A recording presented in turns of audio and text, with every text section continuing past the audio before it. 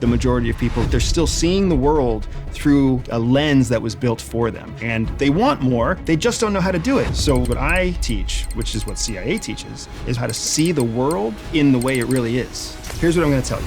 Andrew Bustamante is back, a former CIA officer and founder of Everyday Spy. A company on a mission to help you get anything you want in life with the skills the CIA taught him. We don't know the recipe for success. Our society doesn't teach us the plan, the framework, the process. That's what CIA did for us. They just taught us a simple system. And one gentleman, one of the frameworks that we taught him, helped him get a $32,000 raise. We had one person say, I followed your framework. I won over the interviewer. Now I have this job that I would have never gotten otherwise. But I'm not surprised when they happen because of course the recipes work because they were refined in the center of CIA. So first, we have an exercise called Get Quiet. And in a Get Quiet exercise, all you do is the reason that we do that is because we have the informational advantage going into any situation. Interesting. Then there's the 4 C's of building influence rapidly. So if you want to build influence, the first thing we have to do is, and now you actually take the action to get what you want. So what about persuasion then? How do I persuade somebody? Persuasion is a process that's much easier. It really is as simple as,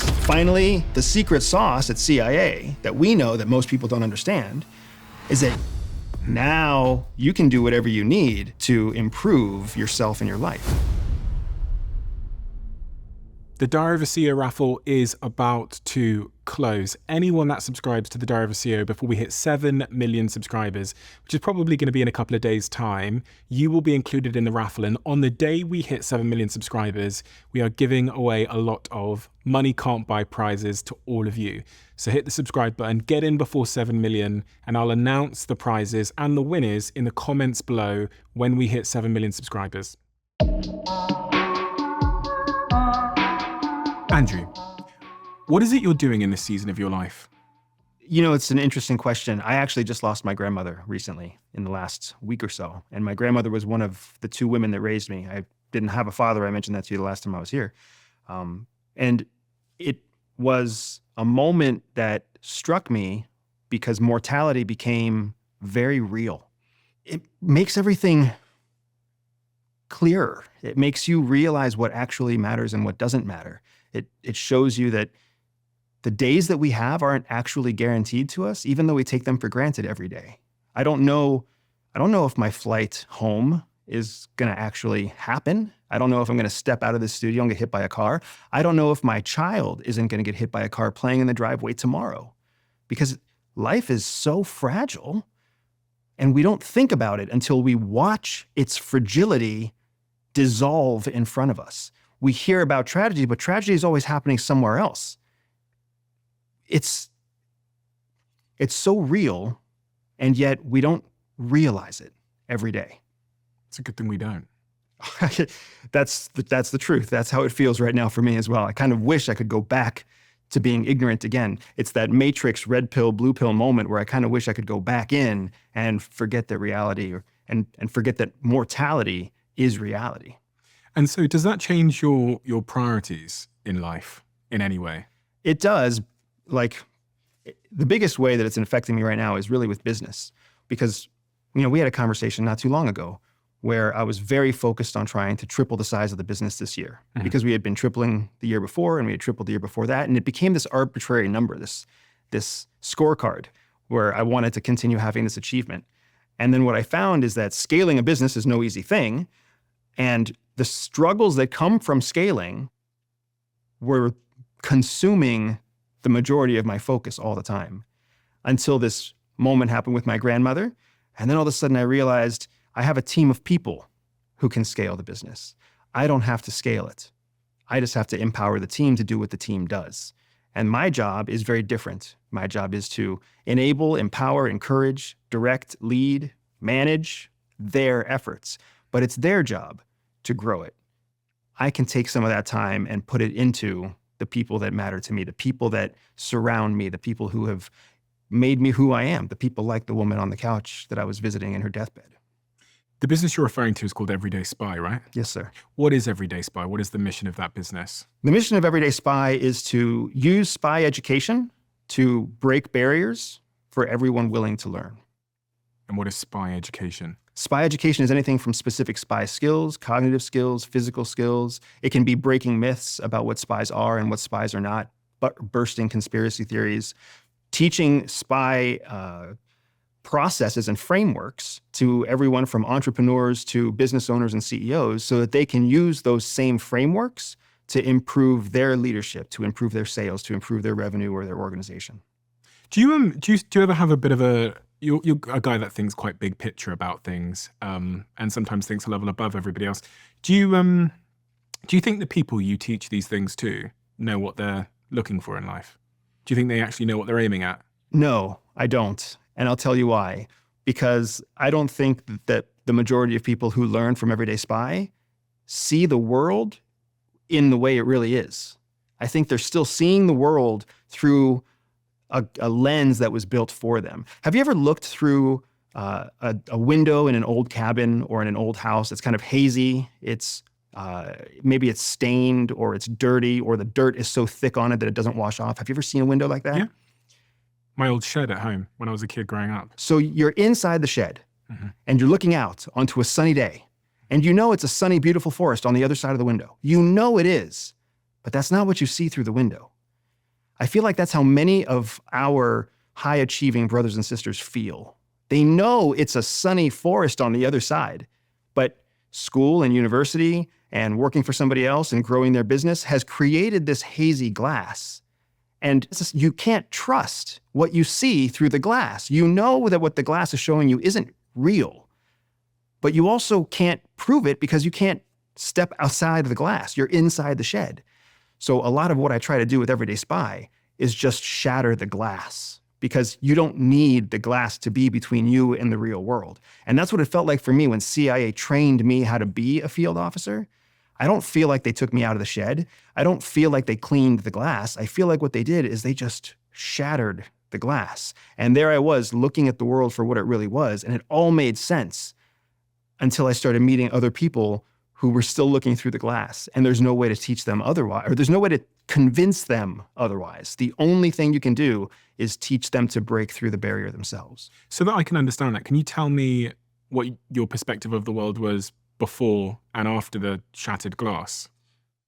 When I was growing up, all through high school, I went to the Air Force Academy, which is a military school that you have to get accepted on scholarship to go to. Even getting accepted to CIA itself. Every step of the way, I believed that achievement came from doing what you were told better than anybody else so that you could be empirically better than the competition. Like, that's what I believed. But what I found along the way was oftentimes that was true, but oftentimes it wasn't. Sometimes people who had no business being next to me in a race at the Air Force Academy, on the college teams, at the CIA. Sometimes the people to my left and to my right had no business being there. They just were the son of somebody influential. They were the daughter of somebody important. They had money. They had opportunity. They were a foreigner. Who knows? But it wasn't always merit-based. But everything had always taught me that it was merit-based, that the best jobs go to the people with the best scores, who go to the best universities. Like, that's what I was taught. But that wasn't really the truth. The richest people weren't the smartest people. The most successful people weren't the hardest workers. And that was when, as a kid even, I started feeling like there's a forest on the other side, but all I see is this picture that doesn't seem to make sense. So then when I got to CIA, and CIA put me through their field tradecraft course, FTC, which is often referred to as the farm, what they did at the field tradecraft course is they said, society is conditioned to believe a certain way because society needs to be a giant economic machine. We all live inside of a giant machine. We are conditioned through the education process, through the industrial process, through the church process, to fall into a hierarchy that we believe is meritorious, that is a meritocracy, so that hard work and obedience and loyalty gets rewarded. Because the only way that the government stays in power of a large group of people is if there's a predictable system. Is if they believe there's a system. And since a system is really nothing more than a belief system, all you have to do to step outside of the system is stop believing or believe in a different system. So what CIA teaches us to do is find the people who question the system enough that they're open to being taught a different system. And then we teach them the system of espionage or treachery. So they chose you because you were a bit of a defiant personality or thinker, I would say or on the cusp of, or potential of being. I would say it differently only because defiance as a term by itself means that you just reject everything. Instead, it was more of like a curiosity. I was still very loyal to my country, very loyal to the idea of some sort of authority figure. I was still an individual that had a history of childhood trauma that turned me into a person that needed external validation, but I also chose where that external validation came from. So it was kind of the right amount of trauma to be able to make me loyal to a specific organization. Whereas some people who are truly defiant aren't loyal to anyone, right? They defy everyone. So the CIA told you that the world is, Predictable. but also the way that you explained it made it seem like it was a bit of a conspiracy. Not a conspiracy, but absolutely a system. A conspiracy means that there's some sort of, a conspiracy insinuates that there's some sort of negative intention. Mm-hmm. There is no negative intention. In order for there to be a society at all, in order for there to be structure and lawfulness, there needs to be a system. And in order to create the system, we have to intentionally, continually repeat and program the system. What is a business? A business is nothing more than a series of predictable, reinforced processes and systems that yield a predictable outcome. Why do we think a government is anything different? Why would we think that society is anything different? If you really look at what the church does, if you really look at what Harley Davidson does, it's essentially the same thing.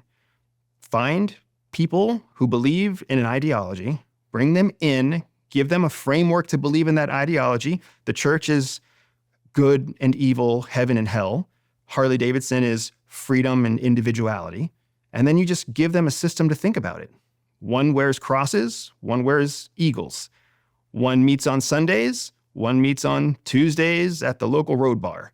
One goes on, civic duty to collect trash. The other goes on multi-hour road trips. But in all cases, they market to the young, they market to the middle-aged, they market to the very old. Their senior members bring in junior members. They have clubs, they have everything, right? They're two separate subsections of society, which is why we call them subcultures. So now I understand that there's a system that I'm part of, and it's not malicious in terms of its intent. It just is what it is. It's how the world functions. It's how the country that I'm in operates, and it's required for there to be stability. Now, there's awareness, but is there any benefit in me doing anything about it? Is there anything I can do about it to make my life better? There's absolutely things that you can do about it. You skipped over the awareness part as if it wasn't substantial. The first thing I would say is awareness of the system is quite a substantial step because most of us are not aware of the system. I was certainly not aware of the system. I suspected something was different. I suspected maybe there was more than I understood. That's the whole idea of looking through faded glass at a clear forest. You know there's a forest, but you don't know how to get there. Mm-hmm. And you don't know why everybody else is standing in the shed if there's a forest right out there. There's just this discomfort because you're like, there should be something more. I feel like there's something more, but everybody seems so happy right here except me. I'm looking out this window feeling like there's something more. The reality is most people don't look out the window. What is it that everybody in the shed believes? That's what's so interesting. I think most people in the shed believe that the shed is a good thing. We need the shed. The shed keeps us warm when it's cold outside. It keeps us cool inside when it's hot outside. It protects us from the rain. It keeps the wind away.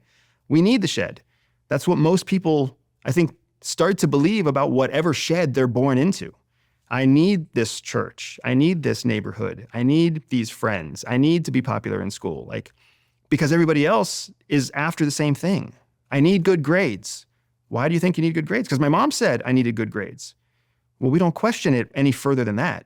We don't question, why do you think your mom thinks you need good grades, right? And then when you look at the hierarchy of society, there's an actual anthropological pyramid that defines society, right? And it breaks into three levels. Individualism at the bottom level, tribalism in the center level, and then the state at the top level. Because the most advanced version of society is the state.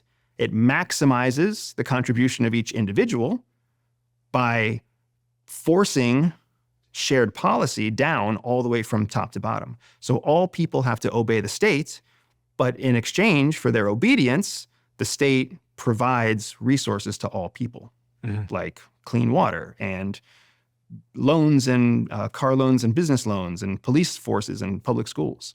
So we believe that this cabin is needed. It's the best cabin. It's the only cabin. Is that wrong? I think if you look at the world as it is, there's a lot of different cabins out there. Our cabin is quite different than the China cabin. The China cabin is quite different than the Russia cabin, right? The UK cabin is very different than the American cabin. So if you follow logic, the fact that different cabins exist at all would suggest that there is no best cabin. And then if there is no best cabin, then do we even need a cabin? Or perhaps there's a different option that's better. Is there a different option that's better in your opinion? I haven't found one yet, outside of living in a cabin and being the one that understands there's more.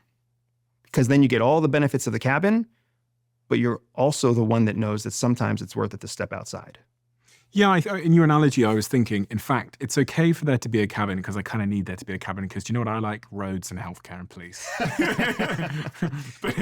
but if you can be one of the people that realizes you are in a cabin and that the rules of the cabin aren't actually Your rules. law, they're just made up rules, then you can bend them in certain ways to live the life that you want to live. And I think in many respects, entrepreneurship is kind of one of those things because some of the narratives that you described there of thinking grades mattered were the narratives that nearly held me back in my life because I was not doing well in school. My brother's where everyone else was. And I nearly fell into the trap, which you learn in the shed, which is the people that get A's are going to be rich and happy. Mm-hmm. This is the an unspoken word. And then if you get like an E and a D, you're going to be poor and probably not that happy and probably going to live in a small house and you're probably going to struggle. And that's like a narrative. And through labeling theory, you can come to believe that as the truth and then play that out in your life. But I always think the biggest harm of, and I had a suspicion back then that the biggest harm of getting like an E in my exam was believing that I was an E. And they're two very different things. Like I can get an E, but it doesn't make me an E. But in the shed, it does make you an E. It's hard to... Because everybody else labels you by what you perform inside the shed that defines them. And then I self-label. I then start to tell myself in my self-esteem that I am an E grade. And then I show up like an E grade, which they've proven through labeling theory. You can tell someone they're something, or you can remind them of a stereotype that applies to them, and they'll immediately perform worse on a test, whatever that stereotype relates to. So, but entrepreneurship for me was saying, do you know what? I'm going to leave school, I'm going to drop out of university, and I'm going to try and send a bunch of emails and figure out life myself outside of the system, because the system was never going to get me where I needed to go. If I had followed the system, I would still be working in the call center that I was when I was 19, and basically have no free time working till midnight at night and just getting shit from a boss that was an asshole to me. And you just described the feeling of 80% of the population. They feel like they've never gone past the call center that they worked at when they were 19. The vast majority of people out there feel like they stopped developing at about 27. What is the difference, though? What is the difference between the people that kind of get out the shed and pursue their dreams and build the business or whatever, and the people that are still in the call center? I'm not saying call centers are bad. Listen, I learned a lot of skills from call centers that I loved, but it sucked compared to what I do now.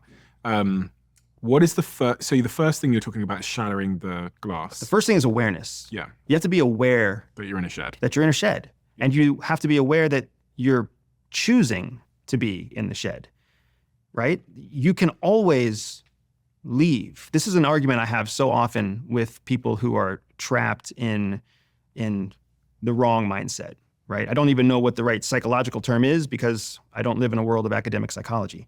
But there are people who believe that they don't have a choice. And in the United States, for example, we have 50 states.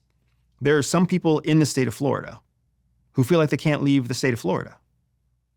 Because? They think it's because they don't have enough money.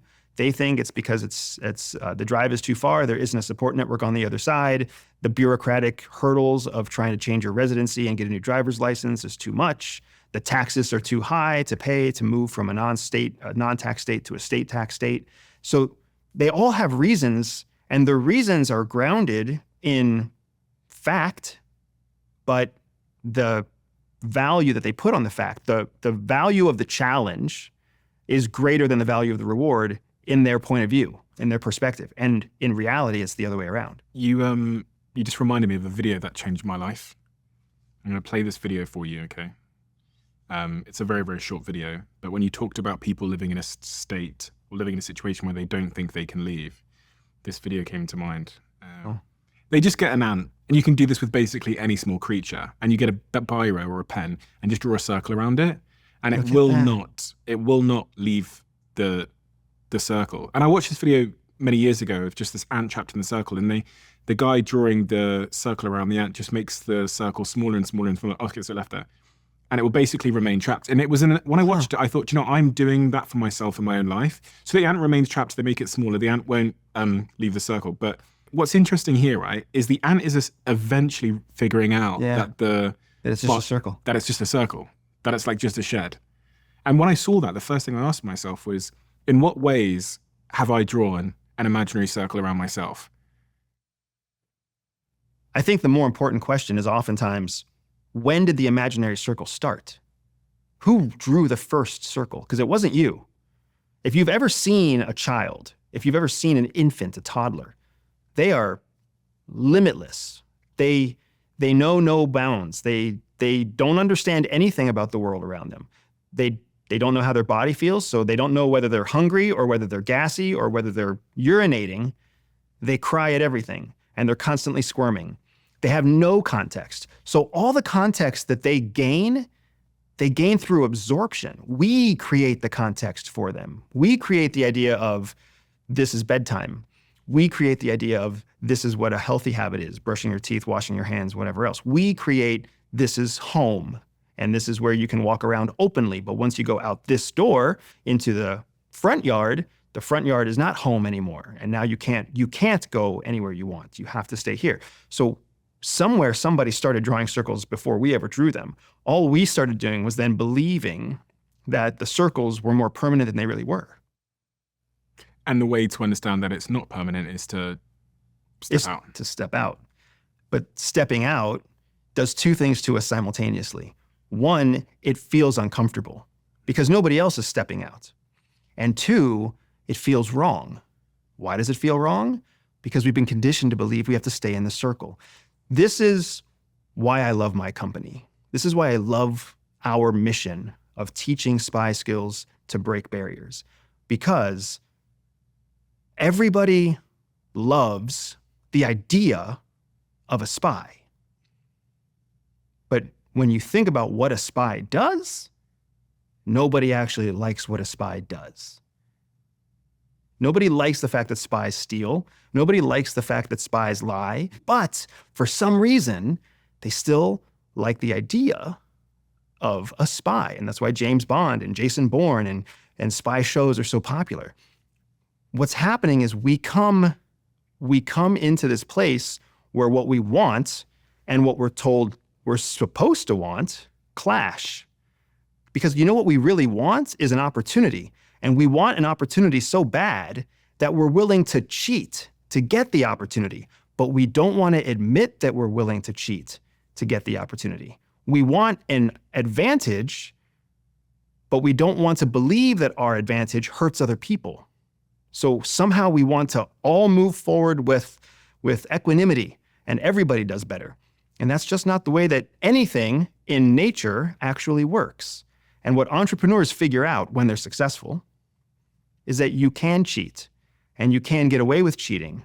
And when you get away with cheating, it just gives permission to everybody else who was too afraid to cheat. And then you have first mover advantage in the marketplace and they copy you. And all of a sudden that isn't cheating anymore. And cheating because cheating can, it's a bit of a loaded word, right? What do you mean when you talk about cheating in the context of business? I'm talking about like an unfair advantage of any sort, right? Think about do you remember when MP3s first came out? Yes. Well, I had one when I was a kid. So an MP3 player. Yeah. So MP3s, as in music files, I remember when they first came out, it was the market went chaotic because you could get them off of the internet for free, which meant that the musicians didn't get paid for it. And that turned into, I think it was called Napster. Yeah, LimeWire, yeah. Yeah, there were so many of these different databases where you could just pull free music, and it was crazy. Before that, there were CDs. There was even a brief period where there were mini discs, right? People just kept making improvements. We call them disruptors now because we found a way to glorify the word cheat and make it into something good. So now there's disruptors. But all they were doing was taking advantage of something that other people weren't taking advantage of, a new form of technology. Well, how did they get access to a new form of technology? Because they got investors. Well, how did they get investors? They knew a guy who knew a guy. They shook a hand. Dad at the golf club, maybe. They had 5 minutes with the right guy on the right elevator. Who knows? But the people who don't get investors look at the people who do get investors and say, that's not fair. That's just the way it is. That's the way life is. You know what's not fair? It's not fair that some people are born into a house where the cabin, where the shed that they're born into is a $300,000 a year shed. And other people are born into a shed that's a $30,000 a year shed. That's not fair. Nothing is fair. So once you accept that nothing is fair, that also means there isn't really anything that's unfair. You can do whatever you need to improve yourself and your life. So I'm in the shed. And I've listened to you, so I've realized that I am in a shed and that the rules I've been conditioned to believe aren't necessarily, they're rules, but they're breakable rules. And I have every right to break them. What do you think is step one beyond there, beyond the awareness? I'm going to give you two answers because there's the reality of the answer, but then there's my preferred response, right? The reality of the answer is the reality is that most people have already thought about what I'm saying. I'm just giving words and authenticity and credibility to what they already believe. So they're ready for the next step and they just jump right in. They believe me. I appreciate it when people believe me, but I don't want people to believe me. What I want people to do is my preferred approach, which is to test the information. Test what I'm saying. Learn a framework that we teach at Everyday Spy. Learn a framework that you and I talk about. Put it into exercise. If it works, you just tested something. Now you can believe something. Now you can change your mindset and change your framework. But too often, people just believe. I appreciate it when they believe me. It makes me feel good, but it's not what I'm trying to teach people to do. What I want people to do is actually test it. Test it. And because if they test it, they make it their own. Here's the problem with every teacher I've ever had, with the exception of 2 or 3. They tell you something is the facts. And then you know that at the end of the week, you have to take a quiz on what they told you was the facts. And then you know that at the end of the semester, you have to take an exam on what they told you was the facts. They don't ever teach you to test or question the facts. And we know at our age and our success level that history is written by the winners, but there's always two sides to history. And then when you think about the political, the religious, the personal ramifications of everything that happens, you realize there's multiple different versions of truth. There may only be one fact, but there's multiple versions of truth.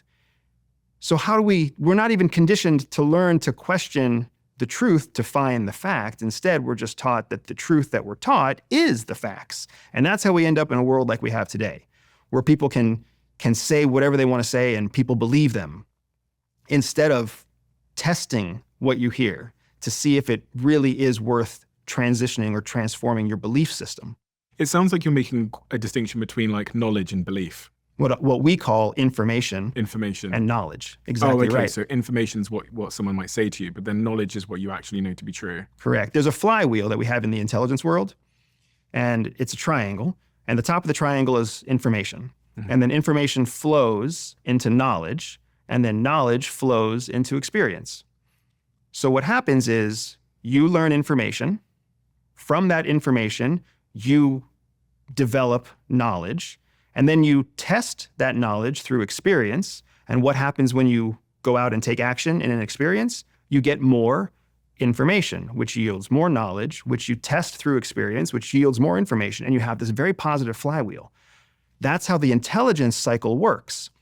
But what happens in society, what happens in a state system that requires people to become predictable and obedient and respectful and collegial, is they skip the experience part.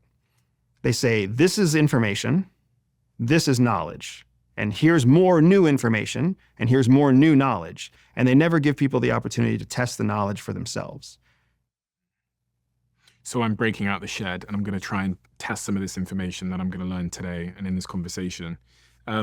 What is a good example of something that you've seen in your practice when working with people at the Everyday Spy has helped someone to change their life, like a framework that typically helps people to change their life in the most profound way as it relates to business, sales, their career, whatever? One of the ones that jumps to mind right away is it's a simple framework about perspective versus perception. And we may have mentioned this actually in our previous conversation, Stephen. Perception is what you believe to be true about the world around you. Perspective is what other people believe to be true about the world around them. So as I sit here looking at you, this is my perception. My perception is that I'm sitting in the center seat and you're sitting outside of me, and everything else is built around me at the center. Well, guess what your perception is? The same thing. I am across the table from you, you're at the center, and everything in this room is built around you. So our perceptions are never going to be the same. So the only way that I can find common ground with you is to stop thinking about what's happening around me from my perception and start thinking from your perspective. Because then I get my perception plus your perception combined. I get twice as much information to think through this specific situation. Can you train that? Can you train someone to Absolutely. have both points of view? Absolutely. So here's how I mentioned that awareness is the first step, right? Really, we have a 3-step process at CIA that we use when we teach spy skills to future spies, because that's all CIA is. CIA is a giant training engine that's constantly creating new spies. And then spies just go out and spy. But what CIA really does is train spies who then steal secrets and combine and compile those secrets to share with decision makers on the Hill, right? CIA's system of teaching is a system where you educate first, you exercise second, and then you experience third. Remember that flywheel. So you educate, that's your information.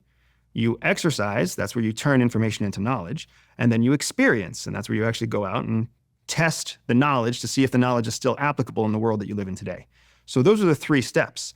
So whenever you're trying to get anyone to break a barrier, whenever you're trying to get anyone to transform, all you have to do is educate them, help them to exercise, which means practice what they learned in a controlled space, and then kick them out the door to go do it for themselves. It's like kicking a bird out of the nest.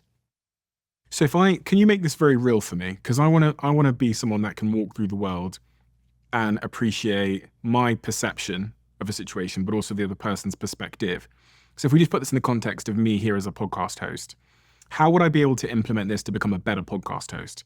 Like understand the other person's perspective and the way that you're seeing the world. Absolutely. So we had a whole conversation before the cameras turned on. Yeah. Right? Can you tell me 5 things that you remember about me that I shared during the time before the cameras turned on? Yes. Go ahead. Okay. You want me to say them? Because Yeah, we're talking absolutely. about... It's private stuff, but tell me. Okay. We're talking about your relationship, things you're going through at home. You said that in the last couple of days, everything's changed because of the assassination attempt on Donald Trump.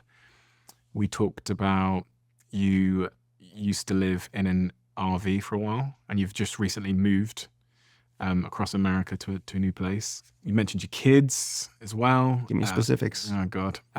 You said that you used to live in the RV with your kids, and they're varying ages. I think one of them is, did you say 3 years old? Close. One of them was Young 3 years children. old or something. 5 and 1 when 5 we lived in and the 1. RV. Shit, yeah, 5 and It's 1. okay. You did great, right? Mhm. Those things that you recalled. Mhm. You recalled those from what's known as your paleomammalian brain, the back part of your brain, passive learning part of your brain. Mhm. Because naturally, when you're untrained to think like a spy, you rely on passive knowledge. You rely on passive observation to create prefrontal cortex knowledge. All a spy does is when they talk to you, they turn on. They turn on the prefrontal part right away, and they start paying attention to all the details right away. Because the way that you gain someone else's perspective is by listening to what they're saying and seeing how they're saying it. Because what happens now when I sit with people, I was just with a client this morning who made a comment on this. When you're trained and you sit with someone, you are always gaining more information about them than they are about you. when you know how to practice perspective versus perception. Because from the moment that you came in and sat down, you were very much in your world. You're sitting here in socks, you're sitting on your leg, you're very comfortable, you're messing with all of your technology, you're fighting with your technology because it's not exactly the way you want it to be. Like this is Steve's world. And there's not a single thing wrong with Steve's world. But Steve's world isn't as big as the world of Steve and Andy together. Whereas when I came in here, just because of the way I'm wired, I'm paying attention to you. I'm paying attention to your producers. I'm paying attention to the set. I'm paying attention to the people who I've met from your team in previous calls because I'm trying to gain as much perspective as possible before I sit at this table with you and the cameras turn on and we're on a one-way trip. Because I only get one chance. So I want to have as much information on my side moving forward. So you as a podcast host, your original question was, how do I use this information? How do I use these frameworks to become a better podcast host? Every person who sits across the table from you came from somewhere. And every time they leave the table you're sitting at, they're going somewhere. And they're bringing stress and they're bringing pain and they're bringing worries and they're bringing concerns with them. And they're leaving with the same things. I know that your partner is thinking about babies. When you talk about it, that's how you talk about it. You say, my partner is thinking about getting pregnant. You don't ever say, we're thinking about getting pregnant, which makes me wonder if she's more excited about pregnancy than you are. I'm so fucked. I'm afraid the Lord she doesn't listen to this. Am I accurate? So can I match her excitement levels? She's changed the entire house at home. It's like she's expecting, I don't know, but like the entire, my shampoo is gone. That's like her level of excitement about it. So obviously I'm excited about it, but no, of course I can't match her level of like preparation and obsession about it. No, yeah. But I'm paying attention to you, and that's the only reason I even have the ability to ask that question, right? Because I'm coming in and I'm trying to live in your shoes. The whole time I'm here, I'm trying to live in your shoes. Even as I answer your questions, I'm trying to think, what can I do to bring value to Steve, to the Diary of a CEO, to the audience that's listening? Because this is my only time to talk to you guys. So what can I do to maximize that value? That's practicing perspective. So when you do that to your guests, you're going to unlock a whole new level of podcasting from them. Instead of being frustrated or curious or wondering whether or not they're on track or off track, or whether or not they're tired or not tired, or whether or not you're going to get the best performance out of them, if you literally just we have an exercise. We have an exercise called Get Quiet at CIA. And in a Get Quiet exercise, all you do is just get quiet. You stop overwhelming your sensatory organs, your eyes, your ears, your feelings, your taste buds, your nose, your olfactory. You get yourself into a place where your sensory organs can take a break. Because what happens when you don't overload your sensory organs is your brain starts to index. And when your brain starts to index, it gives you a higher level of awareness, a higher level of observational skills. So especially before you go into an area where you want to make observations, you want to quiet your sensory organs so that you can go in with fresh sensory organs. It's kind of like cleaning your palate before you try a certain ice cream, right? The reason that we do that is because we want to gain as much perspective information as possible so that we have the informational advantage going into any situation. Understanding that most people are coming in living in their own perception. Consider applying this to business, right? You are a coffee shop. Well, there's 500 other coffee shops. There's 5 other coffee shops just in 2 square miles of where your coffee shop is. So when you think about your own product, you think, well, my coffee is superior. It's from Ethiopia, we roast it here and it smells great and whatever else. Or you think, my building is better because we have local artists on the wall and we play local musicians, right? Like that's what they think. That's what the owner of the coffee shop thinks. But they don't stop to think about the customer who buys the coffee. Because the customer who buys the coffee is coming from somewhere and then going to somewhere. And the coffee shop is just one stop along the way. So if you really want to become the coffee shop that everybody wants to go to, you have to think about life through their eyes, through their perspective. Why are they drinking the coffee? Oh, they're drinking the coffee because they're a new mom. So then what else does a new mom need? What else does a new mom want when she goes to a coffee shop? Maybe she wants other moms to be there. Maybe she wants specials. Maybe she wants She wants to find little things to buy her kids. Who knows what? You can change your shop to fit your customer if you're open to their perspective. Otherwise, all you're doing is creating your own little circle, your own little shed. So in terms of practical things that you do so that you can really tune into someone's perspective, is the most important one just listening? Yes, but there's a twist because you also have to dig for the information you want. So you have to know how to ask questions. And you have to be willing to ask questions. There's another exercise that we have at CIA called windows and doors. In a conversation, people will open windows in conversation, which means I might ask you one thing or you might ask me something, and then in my response, I hint at something else. That's a window, right? You started this conversation by asking me, what season of my life am I in? That was a fantastic question to open windows and doors because you don't know what the answer is, but you're going to choose what you hear to decide where you go next. The same thing happens in a normal conversation, right? You can see windows and doors when they present themselves. When you are trying to cultivate perspective over somebody, you want to choose the windows and doors that you follow through in the conversation specifically to collect the kind of information that you want to gain that perspective. So if I'm trying to sell something to you, as an entrepreneur, I'm going to follow the windows and doors that open up in conversation that take me to understand better what limitations or challenges you're having as an entrepreneur. So if you're a car salesman and I'm a customer and I want to buy a car, what kind of questions would you start asking me to? I love this exercise because I actually just had to buy a car after we moved. Really? And I was shocked at how horrible my car salesman was because he did not think this way, right? Why do people buy a car? I'm going to let you practice your perspective on me. When I moved to Colorado Springs in May, why did I have to buy a car? Because you have kids. Nope.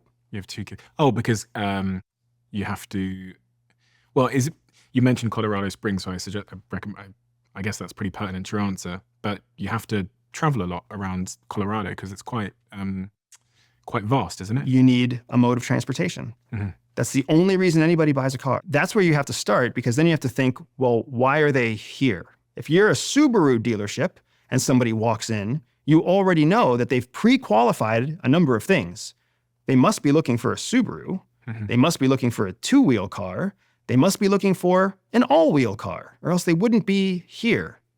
Mm-hmm. So you can kind of make those assumptions if you practice perspective when they walk in. And then when they walk in, that's when you find out, oh, they're a parent.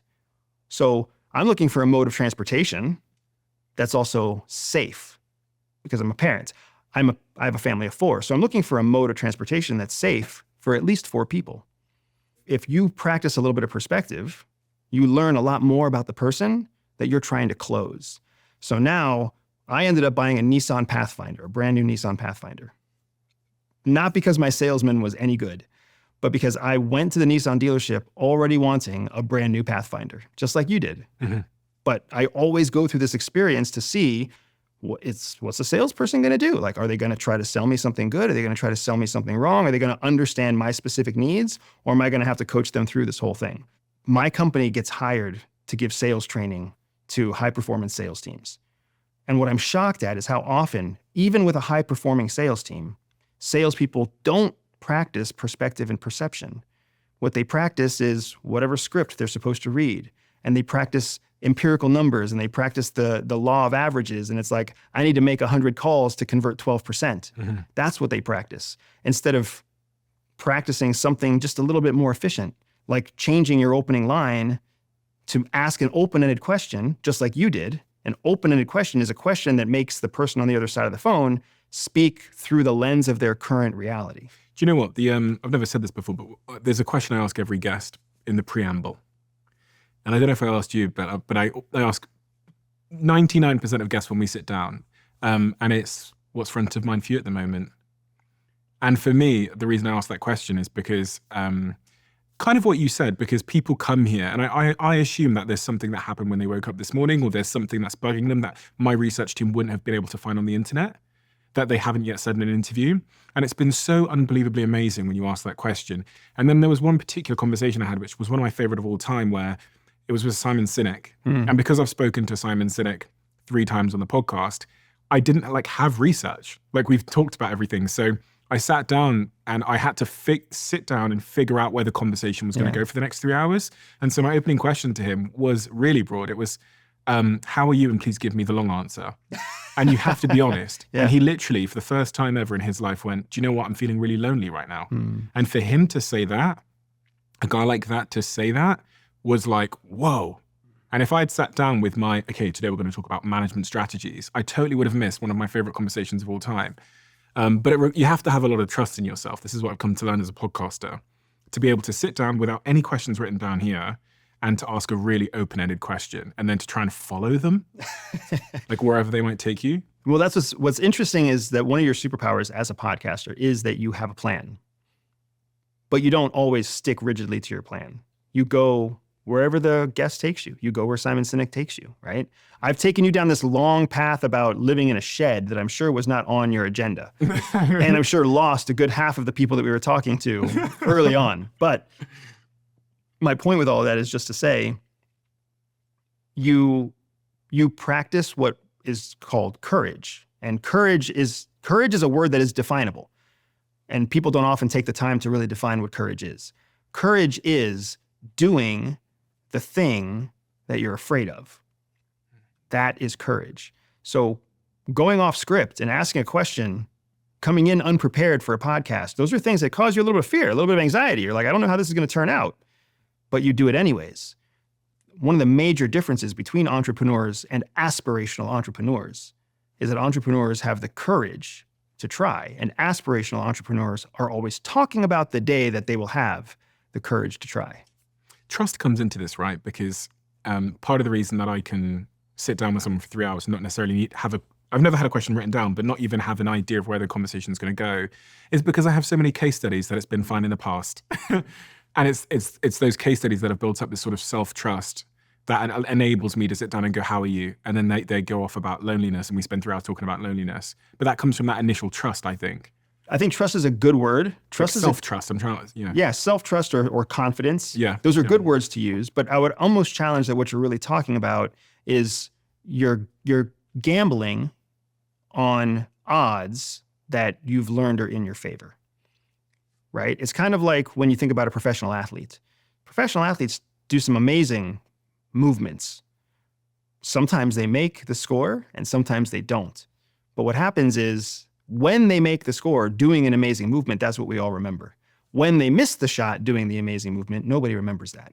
Right? Nobody remembers how many basketball shots Dennis Rodman didn't make, right? They just remember something else about Dennis Rodman. Arnold Schwarzenegger has this famous quote where he made lots of movies. We all remember our favorite Arnold Schwarzenegger movie. But how many of his bad movies do you remember? Not many. And he knows that too. And that's one of the reasons that he said yes to so many movies, was because he learned early on in his bodybuilding career that nobody remembers when you lose, but they always remember when you win. So he had no problem making a bunch of movies because the 1 or 2 or 3 or 12 or 18 that became blockbusters were the ones that defined him, even though he also did Kindergarten Cop. I mean, that's quite a good concept to hold in your mind if you're trying to weigh up any sort of risk in your life, like the risk of leaving the shed that we were talking about. Correct. You're taking a chance. You're taking a gamble. But here's the thing. We're conditioned in our shed. We're conditioned to gamble on the system, right? If you're going to roll the dice, at least roll the dice that the system gives you, right? Bet on the house because the house is going to win. What we really learn as entrepreneurs is to gamble on ourselves. Like, bet on you. How many people take every dollar they earn and they invest it in a brokerage that's managed by somebody else that is targeting an 8% return on investment? That's what they do with every dollar of their life. My mother-in-law just recently retired about 3.5 or 4 weeks ago. She is, what do you have to be to retire? 69, I think. So she's 67 or 68 years old. She's worked her entire life. Her primary investment vehicles, I shit you not, are CDs.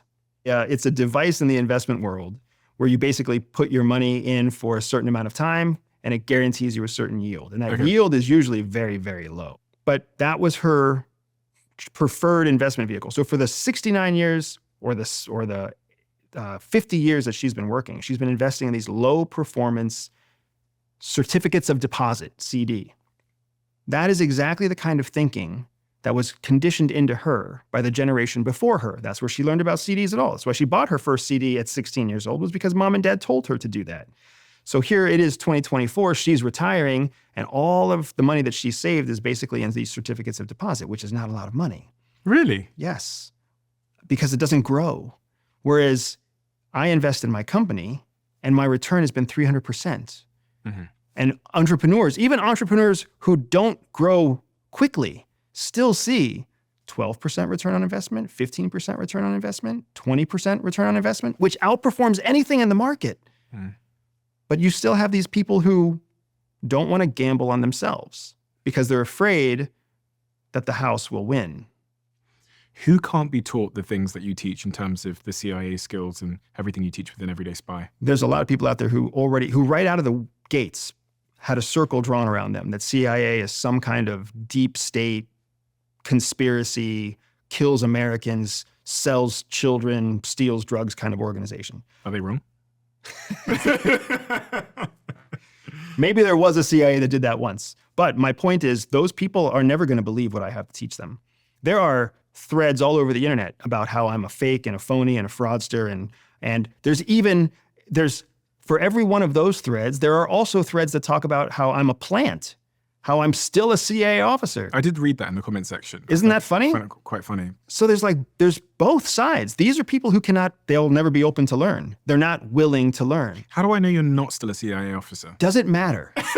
No, it doesn't. It doesn't matter. If you can take the information and test the framework and get ahead, does it matter? Well, actually, maybe if okay, you're at the right point there. You said, test it myself.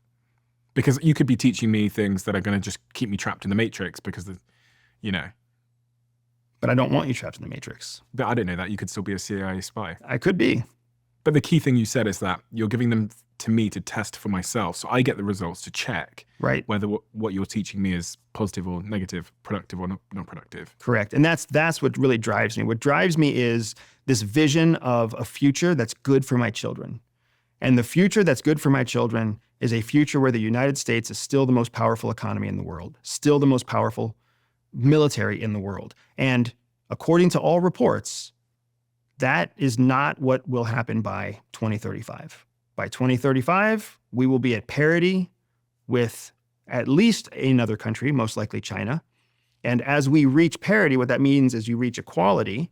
As you reach equality, your superpower status goes away. You are no longer a superpower, you are a near-peer power or a near-peer competitor. It's very different than being a superpower. Why does it matter? Because when there's competition, there's more uncertainty, there's more unpredictability, there's more danger, there's more risk, there's less opportunity. Think about the starting quarterback for a football team. He's the starting quarterback. He is the person. He is the player that will start the game, that will have the football, and nobody questions it. There's a lot of opportunity there for that person. But as soon as they start to be unpredictable, as soon as there's a new star, a new quarterback that comes in and threatens the existing quarterback, now we don't really know who's going to start. And the team doesn't really know who's going to start. And then for all we know, the team is going to have two different quarterbacks that swap in and out throughout the entire game, and the whole team performs worse because they don't know how to predict the quarterback, because the new quarterback or the old quarterback isn't the one that's always throwing the ball.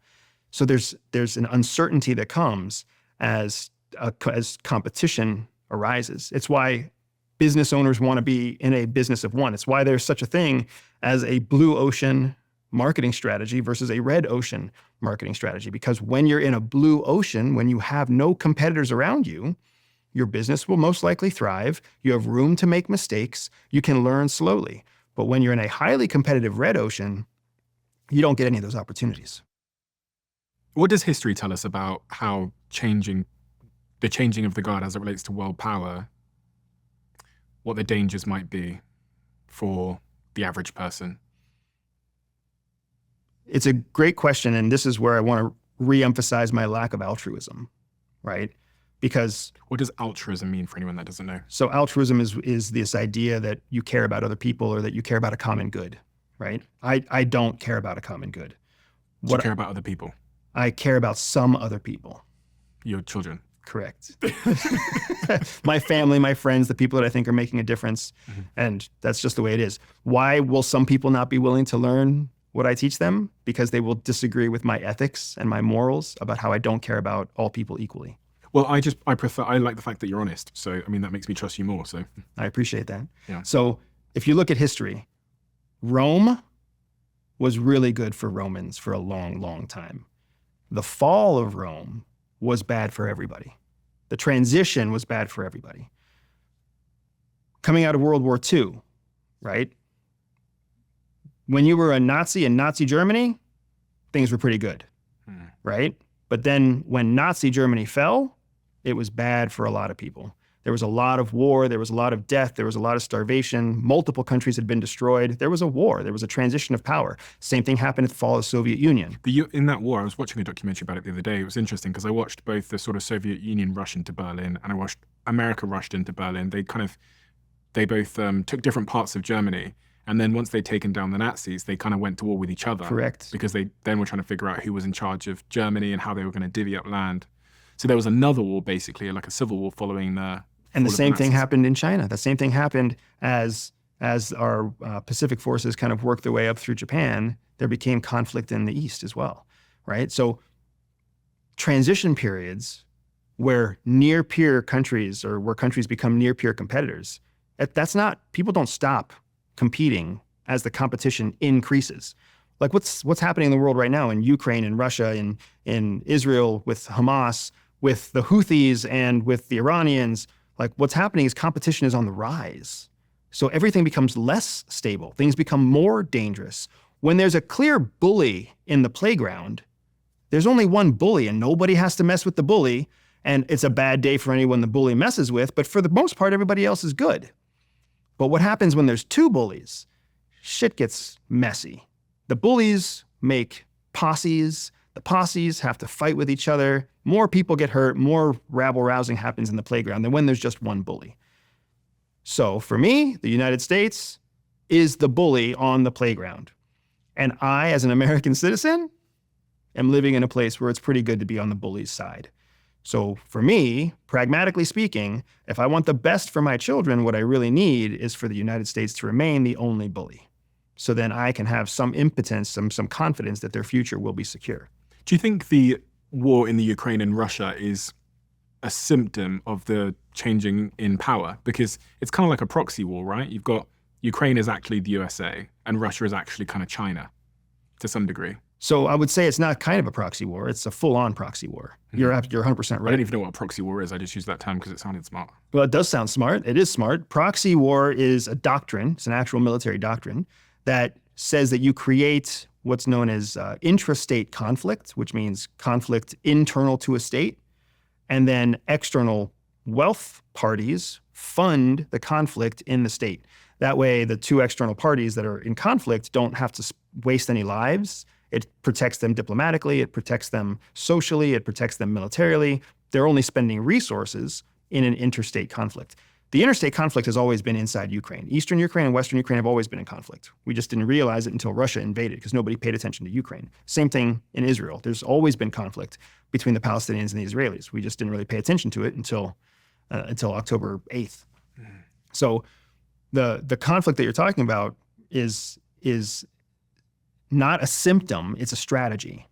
And the strategy is that the United States can drain Russian resources without draining American lives, which makes it easy for the United States to continue draining strategic resources from Russia. And then NATO's watching the same thing happen, and NATO's the one that has the most to lose if Russia is strong, so then that's why they also pile in support. That's the strategy. That has been the United States strategy since the end of World War II. Who rebuilt Japan? The United States. Who rebuilt the UK? The United States. Who rebuilt Germany? Who rebuilt France? All the United States. Is it any surprise that all of these countries since World War II have then been close diplomatic, political, and economic allies? No. And guess what they all have? They all have very similar sheds because we built their political systems from World War II based on ours, right? That's the American model. That's been how America has grown economically so quickly all over the world. Guess who's mimicking that model now? China. The real conflict between the United States and China, nobody can define it. Trump calls it a trade war because we have a bunch of cheap Chinese goods. That's not the problem. The problem is that Xi Jinping understands that what he wants for China is for China to be a net exporter of high technology. Who's the only other net exporter of high technology? The United States. The United States makes electric vehicles, China makes electric vehicles. The United States makes telecommunication, China makes telecommunication. That's the conflict, because what China is doing is giving the rest of the developing world an alternative to the United States. Well, if just like any other business, if I make coffee and you make coffee, we're in competition for the person who wants to buy coffee. So now we're fighting over that person. Whoever wins that person wins more money. Whoever wins that person wins repeat buyers. And now I might lose my company. My coffee shop might shrink and your coffee shop might grow because this person is choosing your coffee when it used to be only mine was available. So, who is better for America? Joe Biden or Donald Trump? Neither. They are both bad for America in different ways. Who is more likely to prolong American dominance? Donald Trump of the two. Donald Trump of the two. Here's what I'm going to tell you.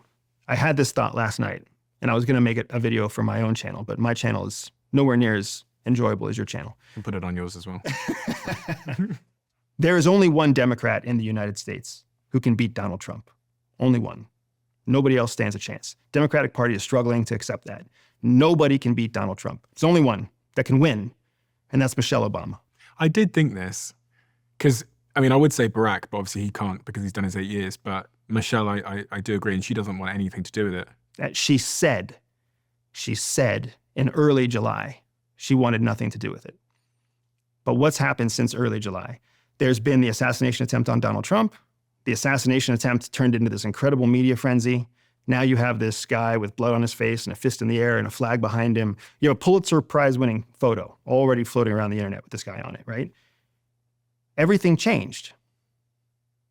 There's no way Michelle Obama isn't sitting in her room multiple times a day, asking herself the question, do I still want nothing to do with this?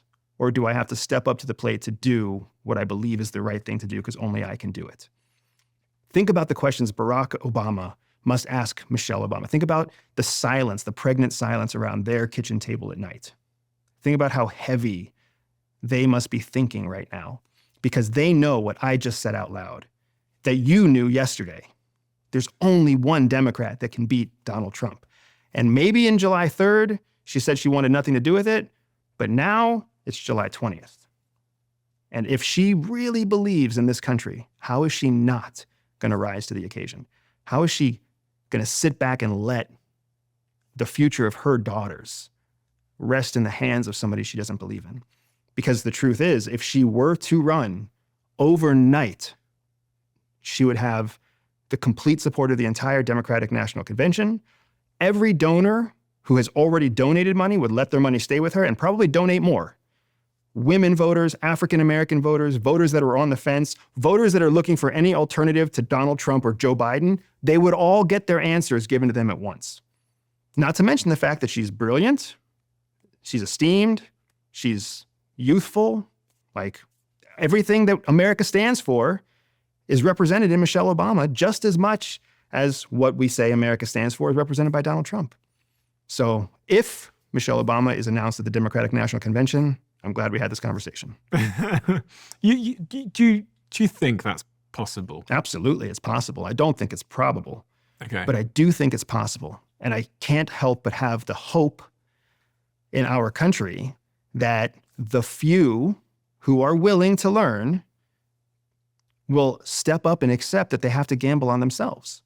Do you think that Michelle Obama would increase the probability and the length of America's dominance versus Trump? Absolutely. It would just be in a different way.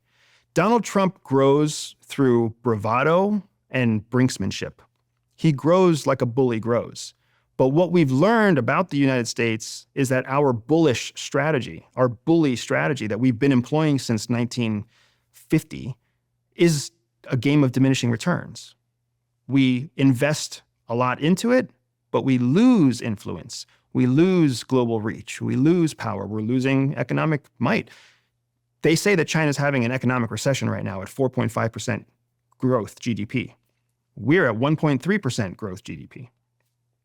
Nobody's talking about our recession because our recession has been on so long, it's not a recession anymore. It's just the United States doesn't grow more than really 3%. China used to grow at 5%. So when it goes from 5% to 4%, it's a big deal for people.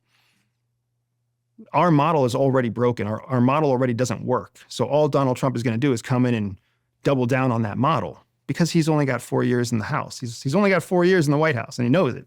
So he's not out there to revolutionize America. He's not out there to revolutionize the United States. Like, he's out there for Donald Trump. I think he believes he'll do a good job. I think he believes he's best for America. I think he believes that being a bully is the way to go. But that doesn't mean he's right. That doesn't mean it's going to be exponential return on investment. It could be a continuing game of diminishing returns. Michelle Obama has the opportunity to do it differently, as long as she doesn't come in just parroting the Joe Biden and Barack Obama school of thought. What do you think she would need to say to meet America's ideology right now? I think she could define America's ideology right now. I don't think she'd have to meet it. I think America is lost. America has been looking down the barrel of the 2024 election for a long time, knowing it was going to boil down to Trump versus Biden, knowing that it was going to boil down to an octogenarian who can't form a sentence from a stage sometimes, or a crazy-ass businessman who, when he forms a sentence, it's a nonsensical sentence. Like, that's what we've been looking at. That's been the choice. It doesn't really feel like it's a choice anymore. It's No, because after Trump got shot in the ear, I think, I watched those scenes as well, and I thought, yeah, this guy's won. He won. And and everybody knows it. If you're not willing to admit it, that's fine. Everybody knows he won the election on that day. The day he survived that shooting in Butler, Pennsylvania, July 13th, he won the 2024 election, unless something even more disruptive happens in the marketplace between now and November 5th. Michelle Obama has the power to do that. If you were in his marketing team and you were desperate, you would have shot him in the ear that day, wouldn't you? No way. The risk is too great. I mean, if you knew it was going to hit his ear and you were in his marketing team, you would have shot him in the ear that day. Like, because that was, as we both said, he won the election that day. Yeah. And he won the election because many people will now see him as some kind of hero. So I'll tell you how a CIA officer thinks about this, right? If you wanted to stage an attempted assassination, if that's what you want to do, is stage an attempted assassination, you would never shoot at the person who was the principal. You would shoot away. You'd shoot up in the sky. The principal is the primary target that you're trying to support, right? So Donald Trump was the principal.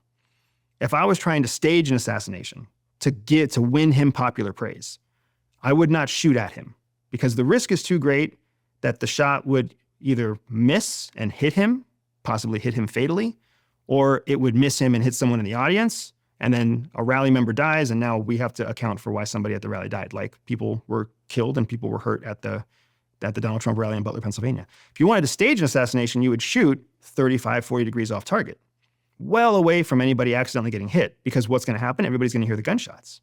So the gunshots will still cause the panic.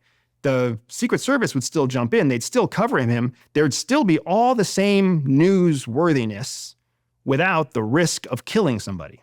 And if you really, really wanted to make it so it made headlines, you could even potentially stage some kind of cut that's covered up with a small skin-colored Band-Aid, so that when the shots go off, you can wipe off or pull off the Band-Aid, and then there's going to be active red spots, right?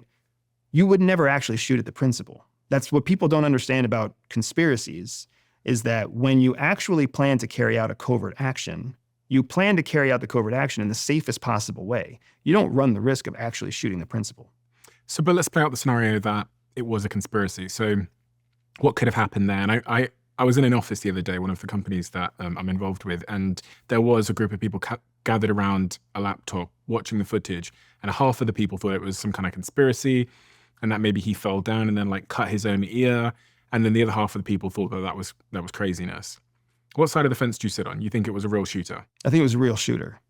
I absolutely think it was a real shooter. The principles that CIA teaches us about how to analyze a situation are twofold. They teach us how to analyze a situation, but they also teach us how to predict a conspiracy. And conspiracies have a very clear anatomy. They have a very clear process. All conspiracies start with something that is factual. Something really does happen. And then, immediately following the factual thing, there's a lack of information. Inside of that lack of information, the third piece of the puzzle is speculation. Now, speculation and suspicion are very close cousins. Suspicion is healthy, right? You've heard of healthy suspicion. Speculation is not healthy. Speculation is what it takes for you to create an answer to a story that's not based on facts, which is where the fourth element of a conspiracy comes from, a story that closes the loop. Because when there's information missing, it creates an open loop. Well, guess what human brains like? Conveniently closed loops. So we can't handle an open loop very well for very long. So then we start speculating on what might have happened until someone defines for us an answer, and then all of a sudden you have an answer that closes the loop and you have a conspiracy. Conspiracies happen all the time. Conspiracies happen in your own home. Who's the last one that who ate the last piece of bread, right? Who's the one that drank the last bit of milk? How are there no more eggs left in the refrigerator, right? Lack of information leads to speculation, and then we close the loop with a story in our mind. When you look at what happened in Butler, Pennsylvania, there's all the elements for a conspiracy. There's facts, a lack of information, speculation, and somebody's closing the story loop. And all these different conspiracies are gaining momentum. But when you look at the factual analysis of what happened, there are pictures, there are diagrams, there's a corpse of a 20-year-old shooter holding a high-powered rifle on top of a roof aimed at the stage. There's reports of local sheriff and local police officers being notified of that. There's bystanders who have reported that. There's technology that's been employed to verify that. There's enough facts there to know that there really was someone who was young by name who took a shot at the president. That's what we know. Guess what happens tomorrow? We learn more. We don't have to know all the answers today. More information will come. Well, as soon as Donald Trump was shot, I called up one of my friends who's a retired Secret Service officer. And I said to him that from my point of view, from what I understand about close protection, everything was done pretty close to right. There's always gaps at any kind of political rally. That's why they're dangerous. You can't make it 100% secure. That's why there's snipers on the roof. There's not snipers on the roof because they feel like the grounds are safe. There's snipers on the roof because they know that there's gaps. There's not Secret Service on the sides of the stage carrying guns because they think that they're safe. There's Secret Service on the sides of the stage because they know that there's gaps. Of course there's gaps. You can't manage all risks. The person took a shot from over 400 feet. 400 feet is a long, difficult shot. Empirically, it's a long, difficult shot. Even though the newspapers come out and say it's a turkey shoot or an easy shot or a standard shot or a basic shot, it is not. Any hunter out there will tell you 400 yards is a difficult shot, and you have to have a high-powered rifle built for that kind of distance to shoot that length. So there's all kinds of misinformation that's going around as people try to spin up a story. So for me, it was a real assassination attempt by a real person whose motives are still unknown. I was listening to something, and the person was saying that maybe the CIA or somebody infiltrated this young man and encouraged him over a period of time to get up there on that roof and all these kinds of things. The heart of the problem here is we're quite distrusting and we don't have answers, and most of us aren't informed. So there's basically the small life that we live, and then above us we see like billionaires and powerful people, and we hear that they do or have historically done very nefarious, malicious things, and that becomes our sort of shed, is that we are the average person, and then up there, outside the shed, there's all these billionaires, powerful Illuminati, and they are doing these really malicious things. Now, in part, that's true, but maybe only in part. And we kind of assume this broad strokes approach to anything that happens, and we go government, matrix, conspiracy. The CIA does have history of doing things like this. True. We're coming into a conversation that's twofold. One, we're talking about a pre-9/11 CIA. Pre-9/11, post-9/11 is important to create a distinction for CIA because prior to September 11th, CIA was a small, highly funded organization with very little oversight. They could come up with crazy stuff like trying to poison Fidel Castro so his beard fell out, or trying to create the Bay of Pigs invasion, or trying to do all sorts of wacky stuff from, MK Ultra to whatever else. That was a wacky, pre-9/11, unsupervised, Wild West kind of CIA. Post 9/11, the 9/11 Commission, written in 2003, highlighted that CIA failed to do its job for September 11th. So now there's tons of oversight. It's now a very large, very fat, well-funded bureaucracy, whereas before it was a well-funded free-for-all. If it was a conspiracy, which department or which organization would be responsible, in your opinion? If it was a conspiracy, there would be no department in charge of the conspiracy. So it would be something else. Correct. Right. Because when governments act, when individuals in a government act in a conspiratorial manner, it's not formalized. If it was formalized, it would be a policy, right? They act independently. And there's all sorts of instances where people act independently, from Edward Snowden all the way to Aldrich Ames, right? There are people who actually carried out conspiratorial efforts to try to gain some kind of leverage that worked for them for a while and then worked against them. If that bullet had hit Donald Trump in the head, how do you think the US would be different? I was thinking about this when I was driving down the street yesterday. It's hard to define that, really. I was thinking we probably wouldn't be sat here now because there probably would have been quite a bit of unrest potentially. Potentially, I don't know. I don't know. Like, it would have, I think we would have still been sitting here. I was wondering. I would have gotten my ass on a plane to come sit with you at least. For Well, sure. I know, right? So you never know how these sort of domino effects can happen and people can break out on the streets. And, because what might happen, let's just play out this scenario. Donald Trump gets shot, then some crazy right-wing person comes out and shoots someone else. And then the streets of LA look very different to the streets of LA today. And we're sat here in LA. So do you know what I mean? That's kind of the domino effect that's playing out in my mind. There'd be some kind of revenge, right? Well, I don't know. That's what's interesting. So politically motivated violence is tough.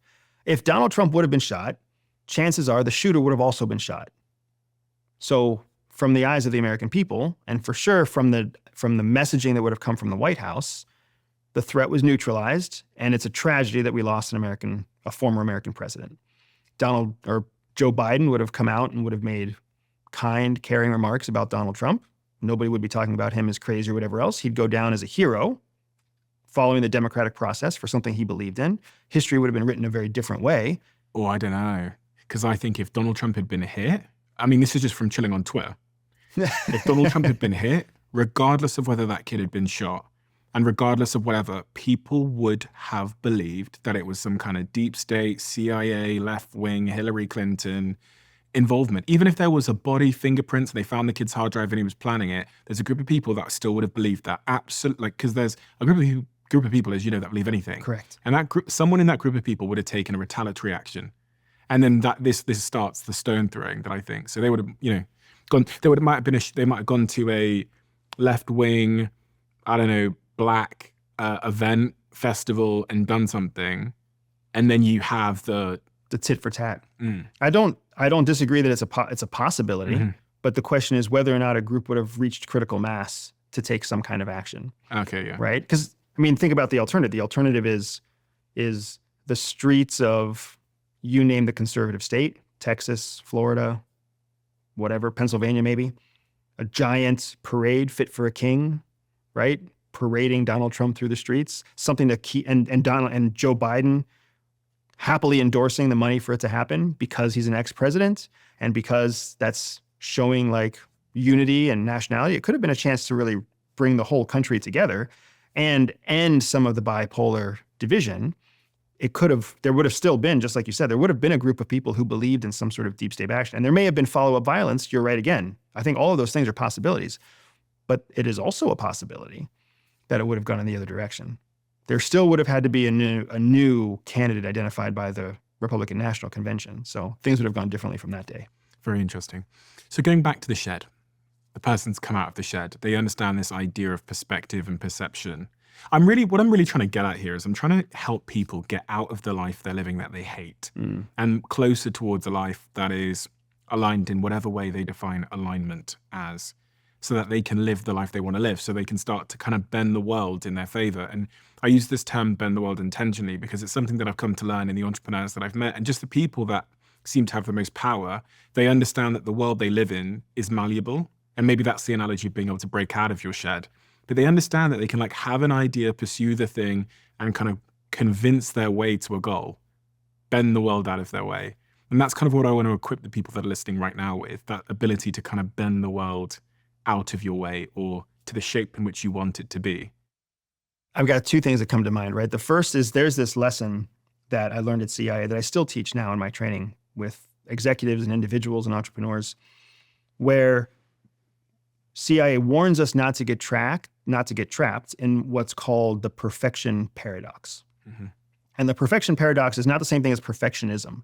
The perfection paradox is the idea that you keep making incremental improvements to a plan, but you never actually act on the plan. So you're seeking perfection and you're making genuine improvements, but you're not actually taking action. So the impact of your improvements is not felt. So they warn us against getting trapped in this perfection paradox. Because you can imagine if you're planning an operation for whatever, it's very, very easy to just start, how do we make it this 5% better? How do we make it 2% better? How do we make it 1% better? What if tomorrow's intelligence gives us new information? What if intelligence the next day gives us better information? So you get trapped in this paradox. And instead what they tell us to do is engage in something called excellence through execution. Excellence through execution is the idea that by executing, you will make mistakes. And then you will improve upon the mistakes because you will execute again. So your excellence comes from execution. After 9/11, as a simple example, after 9/11, President Bush declared war. People were immediately deployed to the mountains of Afghanistan, Pakistan, immediately. Did they plan an operation? Yes, in about 48 hours. And then they were deployed. And then you had paramilitary people on horseback with mules carrying stuff through the mountains. The only way that's possible is through excellence through execution. Get them on the ground and let them figure it out from there. Because the stakes are so high, the impact has to be felt right now. So to your question, how do we give people the ability to bend the rules, bend the world around them? It's understanding that there is excellence in execution and also understanding that there is a paradox with perfection. So if you want to feel the impact, you can't keep planning. You have to take action. And you have to understand that the action you take may only be 20% of what it will be one day. But today, you take the lumps, you make the mistakes, and you get the impact that you need. The second thing that came to my mind is actually coming from I have a centimillionaire client that I work with frequently. And he was talking about this idea of Centimillionaire. I've never had that term before. Yeah, I know what it is. Yeah. I have a centimillionaire client who was working with me on a process to try to resolve some of the challenges that he was having from the trauma that was wired in him as a kid, right? And how that trauma has played out in his personal life and his business life and everything else. And he made this awesome breakthrough where he was like, therapists and counselors and spouses, because he's been married more than once, they all tell you to go through your pain, right? It's like, you've got to face your trauma. You've got to go through it. You've got to do the work. You've got to bear the burden so that you can heal. Whereas what I teach, which is what CIA teaches, is why would you ever go through something when you can go around it? So if you're trying to accept or recover or understand and heal the fact that your mom cheated on your dad when you were 7, you can't change it. By working through it, you might come to accept it, but what's the point? Instead, you can just go right around that pain and you can be like, my mom cheated on my dad. And because of that, this happened. And because of that, this other thing happened. And because of that, I became a self-sufficient, independent person who didn't rely on my mom or my dad. And now I'm very successful because all that matters is what's forward. I can't change what's behind. And he made this revelation on his own. I thought it was such a powerful visual because we so often think that the point from here to here, if there's all this mess in the middle, you have to go through the mess. When in fact, you can also just go around the mess and you can go right to the point. And you don't have to heal. You just have to accept, understand, recognize, and move forward. And so what did he do? So he was trying to overcome his trauma. How does he go around it in that specific example? Well, so in that specific example, he went back to the traumatic incident that he experienced. And what he realized is that if his mom hadn't cheated on his dad, then the domino effect that would have come after that would have probably never led to him starting the business that ultimately made him an ultra high net worth. And once he made that connection, he was like, oh, well, shit. I'm glad my mom cheated on my dad because now my daughters are taken care of, my sons are taken care of, my wives are taken care of. Like I've got 500 employees that are taken care of. I do business in 4 different countries. Everybody's taken care of. Does that require some time though between the thing that happened and where you are now? Because, I was sat here yesterday with a chap who lost his son, his 18-month-old son, in April. And, it's hard to, in that situation, guy Francis Ngannou, who's a UFC champion, hard in that situation to try and find a way around it. It's a couple of months ago. There's no way around tragedy. That's loss that very few of us will ever know, thankfully. What we don't know is how that will shape him in the future. Mm-hmm. All we know is what that's doing to hurt him in the present, right? Think about all the famous stories, all the famous inspirational, motivational leaders that you've met who had some kind of tragedy happen in the past. Well, actually, funnily enough, because I mentioned the loss of a son, I had a guy sat here called Mo Gawdat, who was the ex-head of Google X, and his son passed away in a routine operation that should have taken 10 minutes, but killed his son. And then he quit his job at Google and went on search of what happiness is. And when I asked him on the podcast, I said, would you bring back your son now? He said no. Like if you could go back and, well, I'm sure he'd bring back his son. I think what he's saying to me is that if you could go back and change what happened, would he change it? And he said no. It's important. It's important to understand when you are wired for success, because not everyone is wired for success. A lot of people are wired for mediocrity. A lot of people are wired for basic survival. A lot of people are wired for pain and suffering.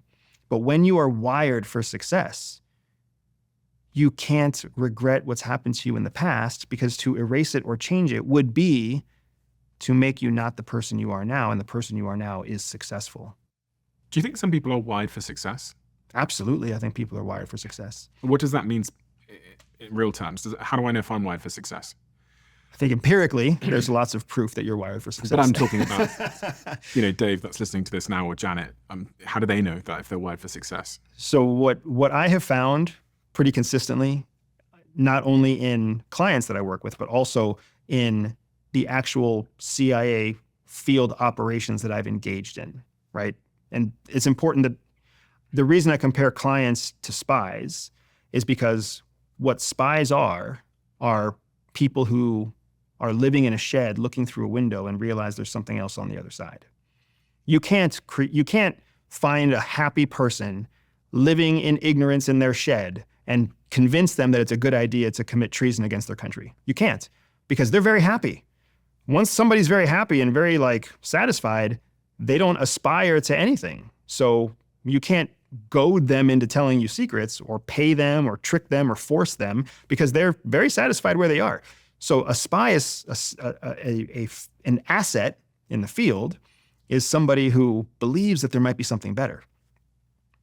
A actual client wired for success also believes that there is something better.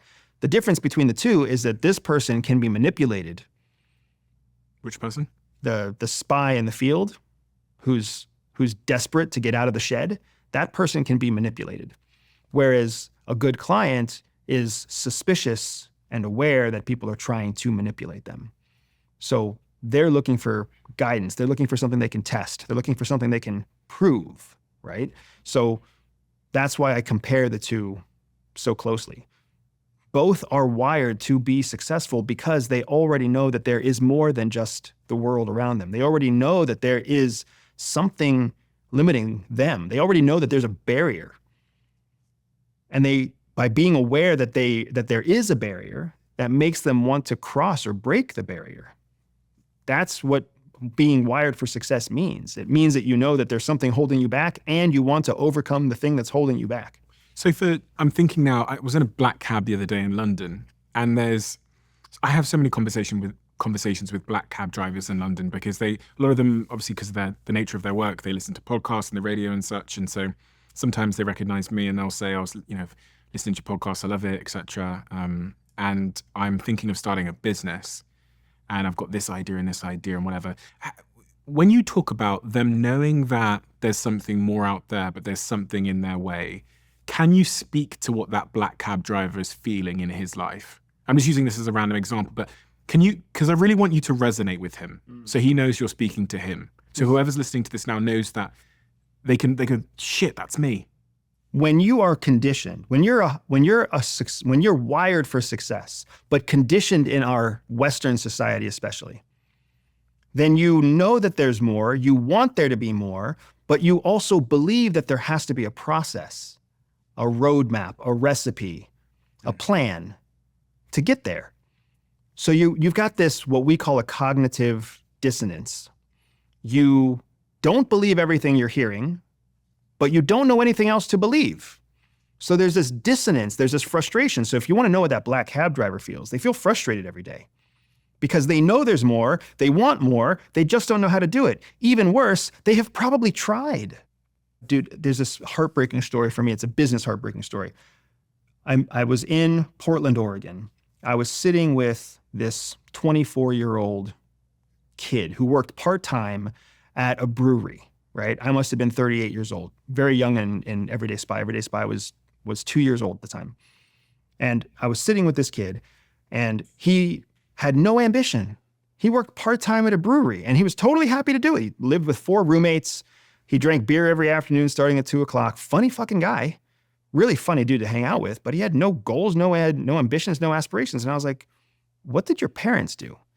And he was like, oh, my mom ran her own business from our farm in whatever it was, Idaho or something like that. I was like, oh, what did she do? And he was like, well, she only had her own business for a few years, but she would cater to the other families in the other farming families. So she would make 5 or 7 dinners and then sell that to the other farmers' families so they would have extra food so that the wives of those families could take care of their 7 or 12 kids or whatever.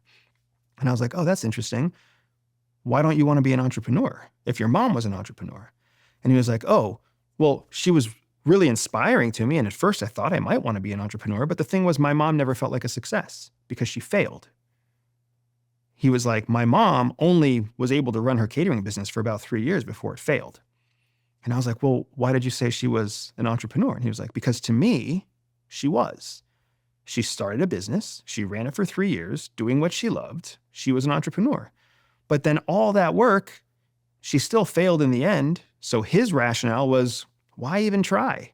But he still looked up to his mom as being an entrepreneur.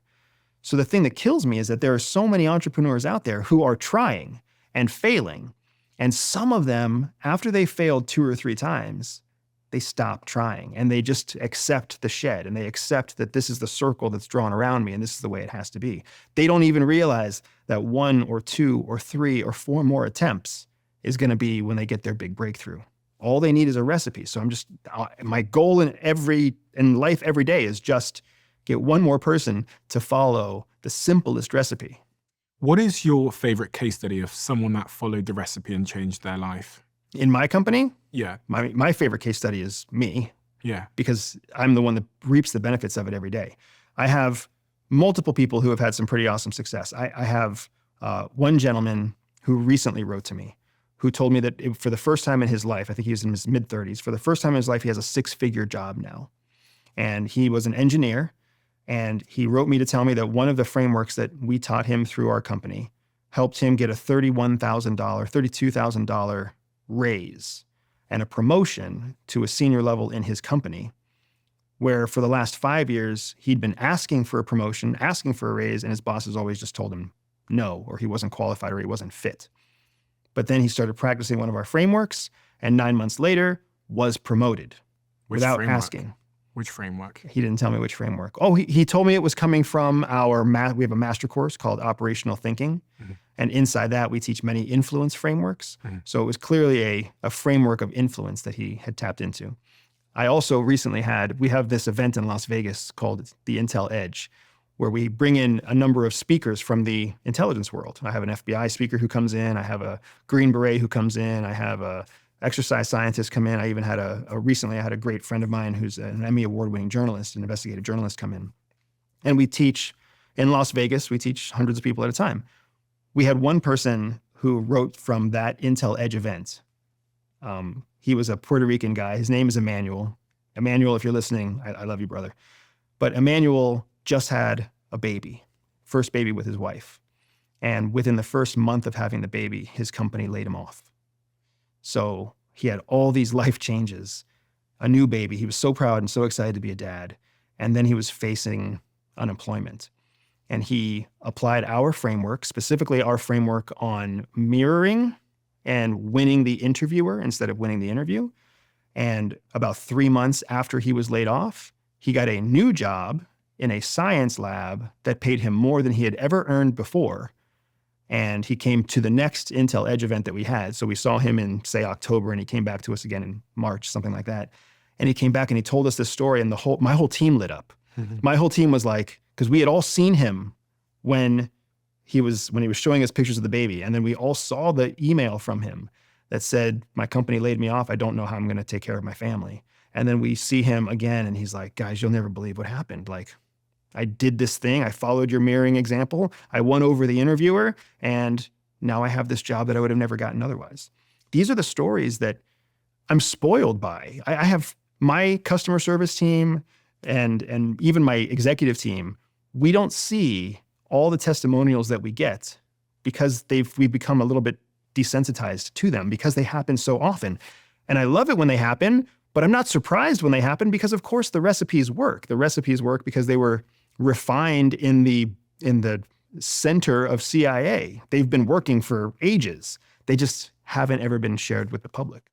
I think the reason why there was 2 subjects in school that I was really good at, or at least that I enjoyed, therefore I was better at. For me to be good at something, I didn't go to many lessons in school, so I was bad at most things, but the 2 lessons that I went to were psychology and business. And at a very young age, I think maybe 14 years old, I had this idea implanted into my head that I always have repeated. I'm 31 now, and I think I've definitely repeated this sentence or this phrase 10 times a year since I was 14. And the crux of it is that the only thing standing in my way of being the world's greatest entrepreneur, philanthropist, salesperson is just a bunch of people. Like, it was very early on, I had this seed in my head that the barriers to life, the barriers to riches, to whatever you want, are just people. So if you can understand people and how to influence them, then you hold the keys to the city, the proverbial city. So when you talked about this influence framework, I thought maybe that's the most important thing to talk about because A, do you agree with what I said as like a foundational seed in your mind that it's just people? And then B, I'd love to talk about how we influence people. So yes, I agree with you that people are all that stand in the way. And we have to remember that we ourselves are people. Yeah. So we're part of the problem. Yeah. And influence frameworks are powerful frameworks for getting what you want. I think the place to start, because not all frameworks are simple. Remember how we were talking about there's foundational frameworks, there's 2-step frameworks, and then there's 12-step frameworks, right? The thing to understand is frameworks all fit within each other. They fit like nesting dolls, like Russian nesting dolls. So when you learn any kind of framework that has to do with influence, what you also have to learn are the sub-frameworks inside of it to be able to execute the whole thing. Mm-hmm. But the place to really start is understand that influence and persuasion are not the same thing, right?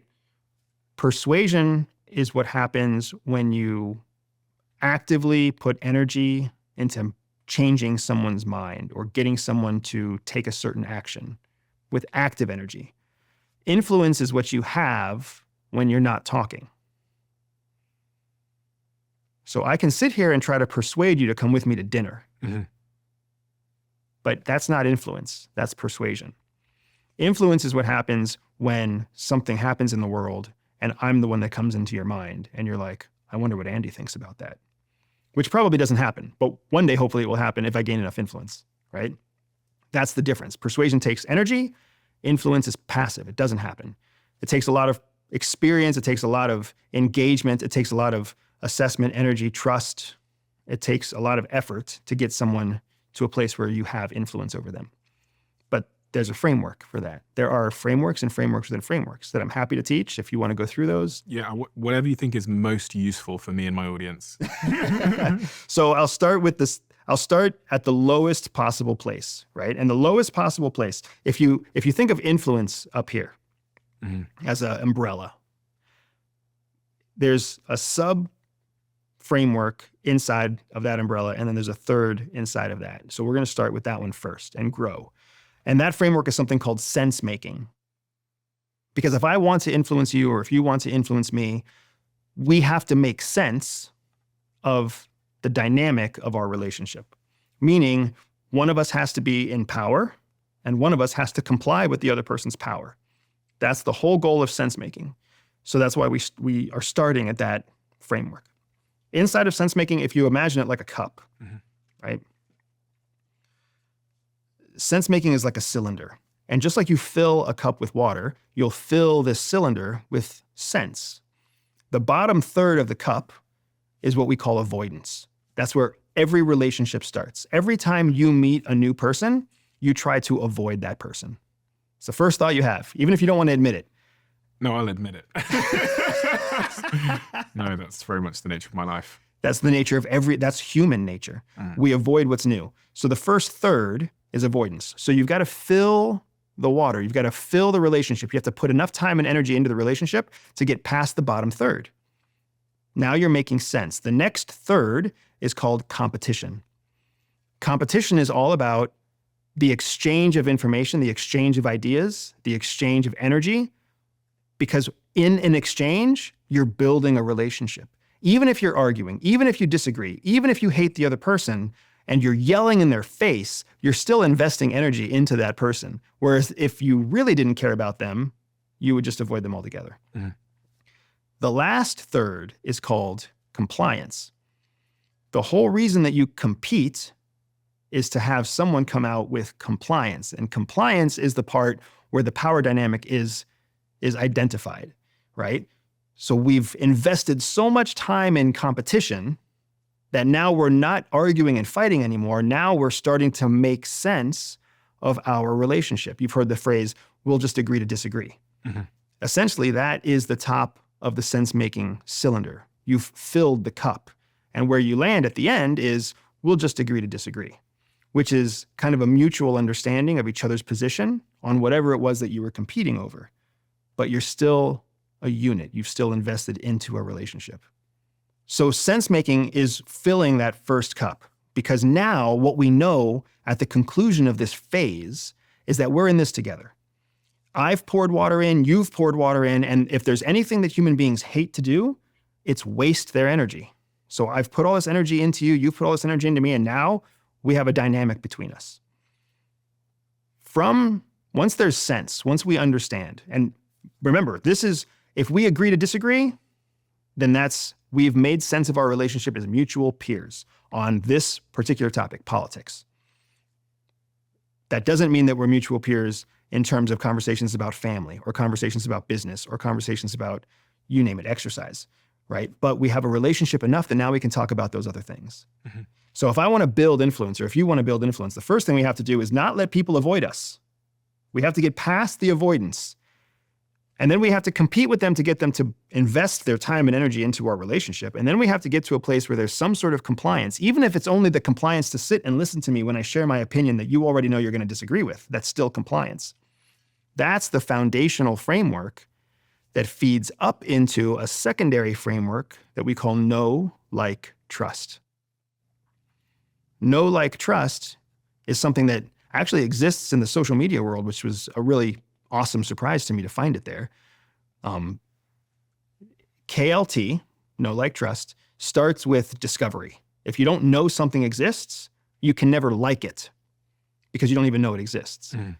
Once you know something exists, you have to decide whether or not you like it. Well, how do you decide whether or not you like it? Through this avoidance, competition, compliance, sense-making process. Because as soon as you discover something new, it's new. So guess what you try to do? Avoid it. You see what I'm saying? So after you get through the end of the compliance phase of sense-making, you're basically, you like whatever it is or whoever it is that you're dealing with. Maybe you don't like them like they're your best friend, but you've invested all this time and energy into them, so you do like them. The secret sauce at CIA that we know that most people don't understand is that you don't have to like something a lot before you start to trust it. You've heard the term falling in love. There's also a very real term called falling into trust. You just spend enough time, long enough, and what happens is, without even realizing it, you start to trust the person that you're with. That is the beginning of influence. Even if I'm wrong, even if you disagree with me every step of the way, even if the only thing you like about me is going out and having a pint on Friday night, where we debate and argue and bitch at each other about politics, you still like Friday night going to the bar and sharing a pint with me. You still like hanging out with me when we watch our two different soccer teams play or football teams play. So because you like me enough to be with me, there will come a time where I win your trust in something, in some area. Maybe it's trust because I'm the only person who drinks with you. So in a moment, you decide to tell me about how much you hate your boss, and now I'm the only one that knows you actually hate your boss. Whatever it might be, you will fall into trust. We all fall into trust.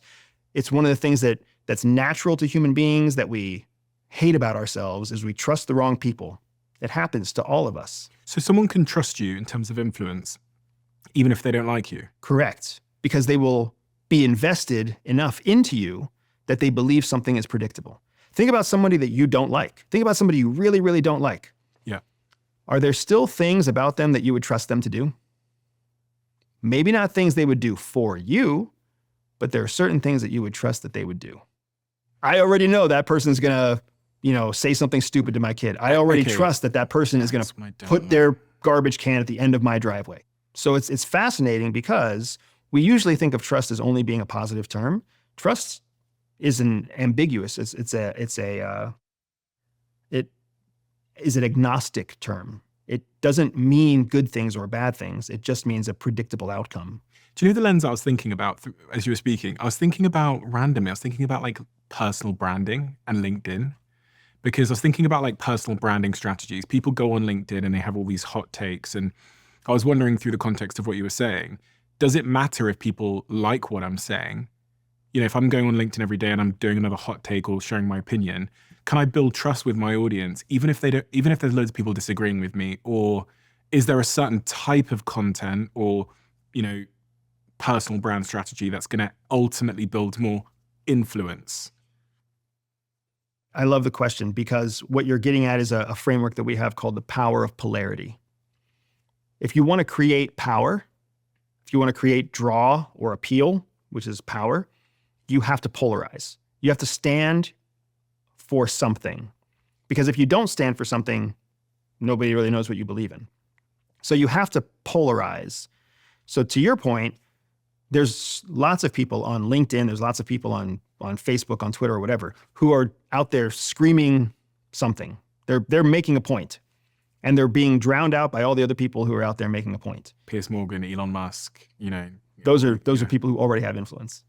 Okay, but it's part of how, well, like in the case of Piers Morgan, part of how he's got his influence is by being polarity, standing for polarizing. something and not being scared of the fact that people are going to tell him that they don't like him. Even better, I want people to tell me that they don't like me. That's even better because what happens is when you drive polarity, when you drive polar response, you create enemies, but you also create friends. And what do friends do when enemies attack? they defend, right? So when you stand for something, even if only a small group of people agree with you, they still defend you, they still support you, they still invest in you. That means they're moving from that avoidance, competition, compliance phase into know, like, trust. And then when they defend you, they can't help but fall into trust, because what are they defending? They're putting energy in defending you. So they're going to trust you even more.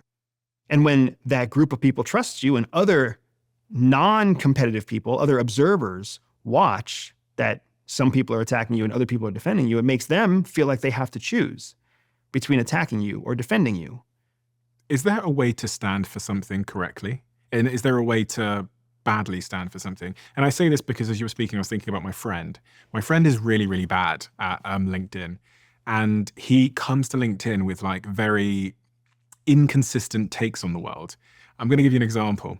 For many years, he's had a narrative about alcohol being bad, and he's been sober. But then the World Cup came around, and he posted on LinkedIn, the World Cup was in the Middle East, that the Middle East should allow people to binge drink, and posting against the sort of religious perspective that says alcohol is bad. So he was like, people should be allowed to binge drink if they want in the Middle East. But then his other perspective has always been that alcohol is bad. Yeah. And like, why do people binge drink? And so the inconsistency has really fucked him up, I think. Well, that's showing why he probably also doesn't have much influence, because people don't know where he stands.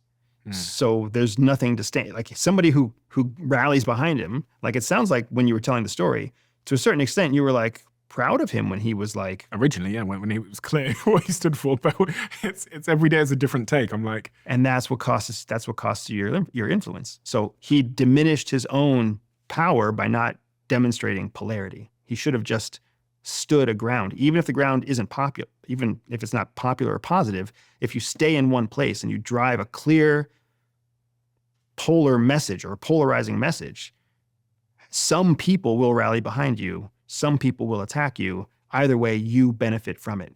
This is one of the things I love about YouTube. I'm sure you've discovered this too. For anybody out there who's trying to make money on YouTube or grow an audience on YouTube or do anything with YouTube, needs to understand the best comments are oftentimes the worst comments. Because somebody chimes in and talks shit about something, it only instigates more people to come in and leave a comment. And guess what YouTube wants? Comments. They just want engagement, because engagement means people are on the platform. When there's a split between thumbs up and thumbs down, it means there's polarizing content, which means even more people are going to stay on the platform, so they spread it even further and wider. Right? So you can't be afraid of being polarizing. You have to lean into being polarizing. The way we use it at CIA is when you're talking to a spy, when you're talking to somebody and you want them to commit treason against their country, you have to be able to ask a polarizing question to find out whether or not they're going to hint that they would be traitors or whether they are staunch supporters and nationalists. But you have to test that barrier if you're ever going to actually develop the kind of relationship, the kind of power to convince them to commit treason. It made me think about brands as well, because, you know, there's a lot of brands out there that have done really, really well by standing for something, by being polarizing. Okay, and it was Jane Waring on my podcast that talked about her brand Dermalogica, and she said to me, you have to be willing to piss off the 80% to get your 20%. She goes, you don't need people to like you. She goes, that's not a brand. You need them to love you or hate you. She goes, that's a brand. It's genius. It's absolutely correct. She is talking about polarizing. Mm-hmm. She's talking about that know, like, trust process and getting people to go beyond like into love you or hate you. If they love you or hate you, then they are in the trust side of the know, like, trust process. They either trust what you say or they trust that they're going to hate what you say. Mm-hmm. But either way, they're in the trust part of know, like, trust. I was a kid in my bedroom that was building my business all on my own. One of the websites I used religiously was a website called Fiverr. Fiverr spelled Fiverr.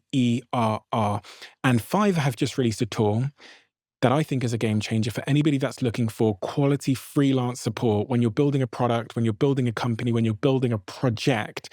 and it's called Neo. You can have a conversation with the AI agent called Neo, tell it about the problem you have, and it will help you find the solution, i.e., it will help you find the perfect freelancer to write a brief for that perfect freelancer. And all you have to do is communicate exactly what your needs are. It will select them, it'll bring you together, it will update the search results based on your conversation as it evolves. And a couple of days ago, when I needed a graphic designer for a project, I used Neo, and it got me the perfect freelancer in a fraction of the time. Go and check it out right now. Go to fiverr.com/diary, and you can check Neo out for yourself. So what else do I need to know about influence and influencing other people? You said persuasion is not the same as, what was the other one? Influence? Influence, yeah. Persuasion and influence are two different things. So what about persuasion then? How do I persuade somebody? Persuasion is a process that's much easier because it's really just a matter of triggering an emotional response and then guiding rational thought around that emotional response. Honestly, persuasion is what exists far more in the world than influence. Persuasion is what happens in advertising. Persuasion is what happens when you watch a commercial. Persuasion is what happens when you try to convince your kids to brush their teeth at night, or one day you will convince your children to brush their teeth at night. That's all persuasion because you are creating an emotional message. It's a question of messaging and narrative. You're creating an emotional message. That emotional message is designed to trigger certain emotional responses in the target that you're talking to. And then you change the message itself, but you hit on the same emotion. And the reason that you do that is because after they've been hit with enough of the same emotional messages, they start to develop a cognitive, rational narrative that they adopt personally. So the narrative of the deep state came from lots of emotional messages about why you can't trust the government. And then all those emotional messages turn into somebody or a group of people thinking, well, if I can't trust the government, what I can do is trust that the government can't be trusted because there's a shadow government, right? So that's how you persuade somebody. So if you want to persuade someone to buy from your coffee shop and not somebody else's coffee shop, you want to persuade someone to buy a Subaru and not a Nissan, you want to persuade somebody to buy from your sales funnel immediately instead of wait until your third email in your welcome series. It's all a matter of being able to set up a series of emotional messages that drive a rational narrative that they decide for themselves that brings them to a place where they take an action that you want them to take. Give me an example. Okay, so let's say that you and I are trying to sell. What about this whoop on my wrist? Hashtag ad, hashtag investor, hashtag sponsor. What about this whoop on my wrist? All right, You understand how a whoop works? what is it? Tell me what it is. It's a fitness tracker, but it's a sleep tracker. It's a stress tracker. Tracks my heart rate variability. So it's biodata. Yeah. It syncs your biodata in one convenient place. Yeah. And I can see my friends' biodata as well if they accept, so we can kind of compete a little bit. So it gives accountability and Yeah. and a sort of shared mission, Yeah, and community, etc. Yeah. right? So if you want to persuade people to buy your hashtag sponsor, hashtag product, hashtag investor, what's it called? Whoop. Whoop. Yeah. We want people to buy a Whoop. Whoop.com. Yeah. So /DOAC. perfect. So if we want people to buy a Whoop, we don't tell them buy a Whoop because it's an awesome bio tracker that tracks your heart rate and tracks your sleep and tracks your body temperature. We don't tell them that because there's other tools that do that. What we have to do is give them some kind of emotional message, right? So first, we're going to choose an audience that we want to create an emotional message for. We both love the women that we're with. So let's talk about people who are in a serious relationship or a committed relationship. I very much care whether my wife is healthy, whether she's sleeping well, whether she's got high stress. So now I want to craft an emotional message about how Whoop will help me make my marriage better because I'll be able to see what my wife is feeling without having to ask her. Oh, God, what every man wants, to be able to read her mind. Now people are feeling something, right? Sales. That's amazing. Say that again down the camera. So let's come up with another message, another emotional message for the same reason, right? I really don't like bedtime because at bedtime, my wife always melts down and yells at the kids. And she melts down because she's had a rough day. And I'm coming home from a rough day and I have no idea how rough her day is. And it doesn't matter because now it's bedtime. So if I had a Whoop, what I'd be able to do is call my wife on the way home and say, hey, babe, it looks like you've had a rough day thanks to your Whoop. Why don't you take 30 minutes, go take a bath, do your whole self-care routine first, and I'll deal with the kids and I'll make dinner so that you can calm down. And then you can swap out and help me and we can be a team, right? Whoop makes married couples a team again. I love that. So you can, now what we're doing is we're messaging to make husbands and boyfriends feel a certain way about, I love her already. I want her to succeed. And I also secretly know that if she succeeds, I succeed, because guess who goes to bed with her at night? Right? That's what we're making them feel. So if we did 4, 3, 4, 5 messages like that, even if they were bullets on a sales page instead of a phone telecom team, right? If we were to do that, what's the logical, rational outcome that any male in a serious heterosexual relationship is going to land on? They'd take the 30-day free trial. That's exactly what they're going to do. That's exactly what they're going to do with high probability, that is empirically sound, that you can measure through clicks, open rates, and view time. Because you've crafted a persuasive message. And what do people typically do? Brands will typically come out and say something like, oh, they'll sell it on its features. Successful brands, which is the only kind of brand that really exists, because you're not a brand until you've had success. Successful brands will do what you and I are talking about, but they won't systematize it. They'll let it be accidental. You've heard of, like, I'm shocked how often advertising agencies create failed ads, like bad ads, because they're just throwing spaghetti at the wall. They're not following a system. They're not following a process, like what we just talked about. Create a series of messages and then create a rational response that's high probability, and then find a way to measure it all and then systematize it, and then scale your ad spend to match the thing that you just built, right? That's not what they're thinking. They're thinking, what if we just talk about this? What if we just talk about this? This just happened in the news. Let's talk about that. So they're not using a system. The place where most people go wrong isn't with brands, it's with young entrepreneurs. It's with young entrepreneurs who become so myopically focused on their product that they forget that there's 4 P's for marketing. Product is just one of the 4, right? There's also price, there's also place, there's also promotion. Promotion is the one that I would say should be swapped with persuasion. Because if you can promote something in a persuasive way, doesn't really matter what you price it at, doesn't really matter where you put it, and it also doesn't matter what the product is. People will buy it because there's a market for everything. So the place where people go wrong isn't that they're not trying. The place where people go wrong is that they don't realize that talking about the benefits, talking about the rational benefits of the product is not persuasive. Persuasion starts with an emotional message. How do you translate that then to a interpersonal relationship context where I'm trying to, convince you talked about interviewing earlier. You said that one of your case studies is a guy that kind of learned how to interview. How do I translate that so that if I walk into any interview ever, I'm going to walk out with the job? What do you think every interviewer is looking for? Someone, well, okay, so I've got 2 answers to this. A, someone to do the job, and then B, someone they like. That's really what they're looking for, is someone they like. I do a lot of interviewing. I spend a lot of my time interviewing. When I'm not doing this, I'm basically interviewing people. So I've come to learn my own biases in that regard a little bit. But you're so right. It's heavily about if you like the person.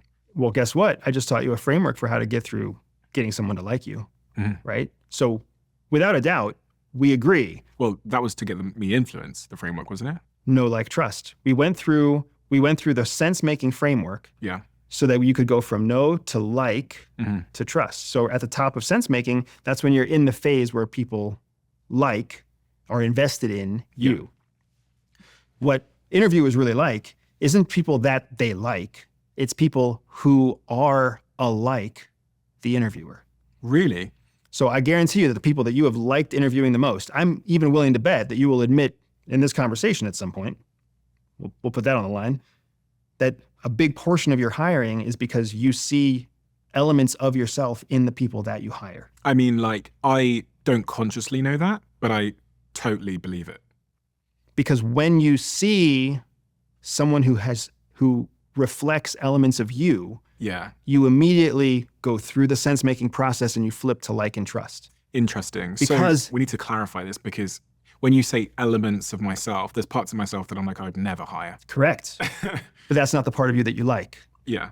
It's the part of you that you don't like. You trust that part of you to not be good at the job. Yeah. But there's other parts of you that you trust to be good at the job, and that's what you shoot for, Yeah. right? I'm also willing to bet that there's people that you hire because you know that they're good at areas that you know you're bad at. Yes. So that's all interviewers. All interviewers everywhere, what they dream of is that they walk into an interview and across the table is someone almost exactly like them, who they enjoy talking to, who they can relate to, who they feel instant connection and chemistry with, because then it becomes an enjoyable interview. Because what every interviewer hates is walking into an interview that is draining and terrible and hard and painful. That's what they don't like. And most of the time, the people interviewing are not actually the people who will be the supervisor for the person that gets hired. Oftentimes, they're just an intermediary interviewer. So all they really want is to just find somebody who meets the qualifications technically, but has some sort of common ground with the interviewer themselves. So how do I make sure I'm that person? You know, what can I do to make sure that, say that you are interviewing me, or say that, let's do it the other way around, I've got the job that I'm looking to fill, and you've come for an interview today.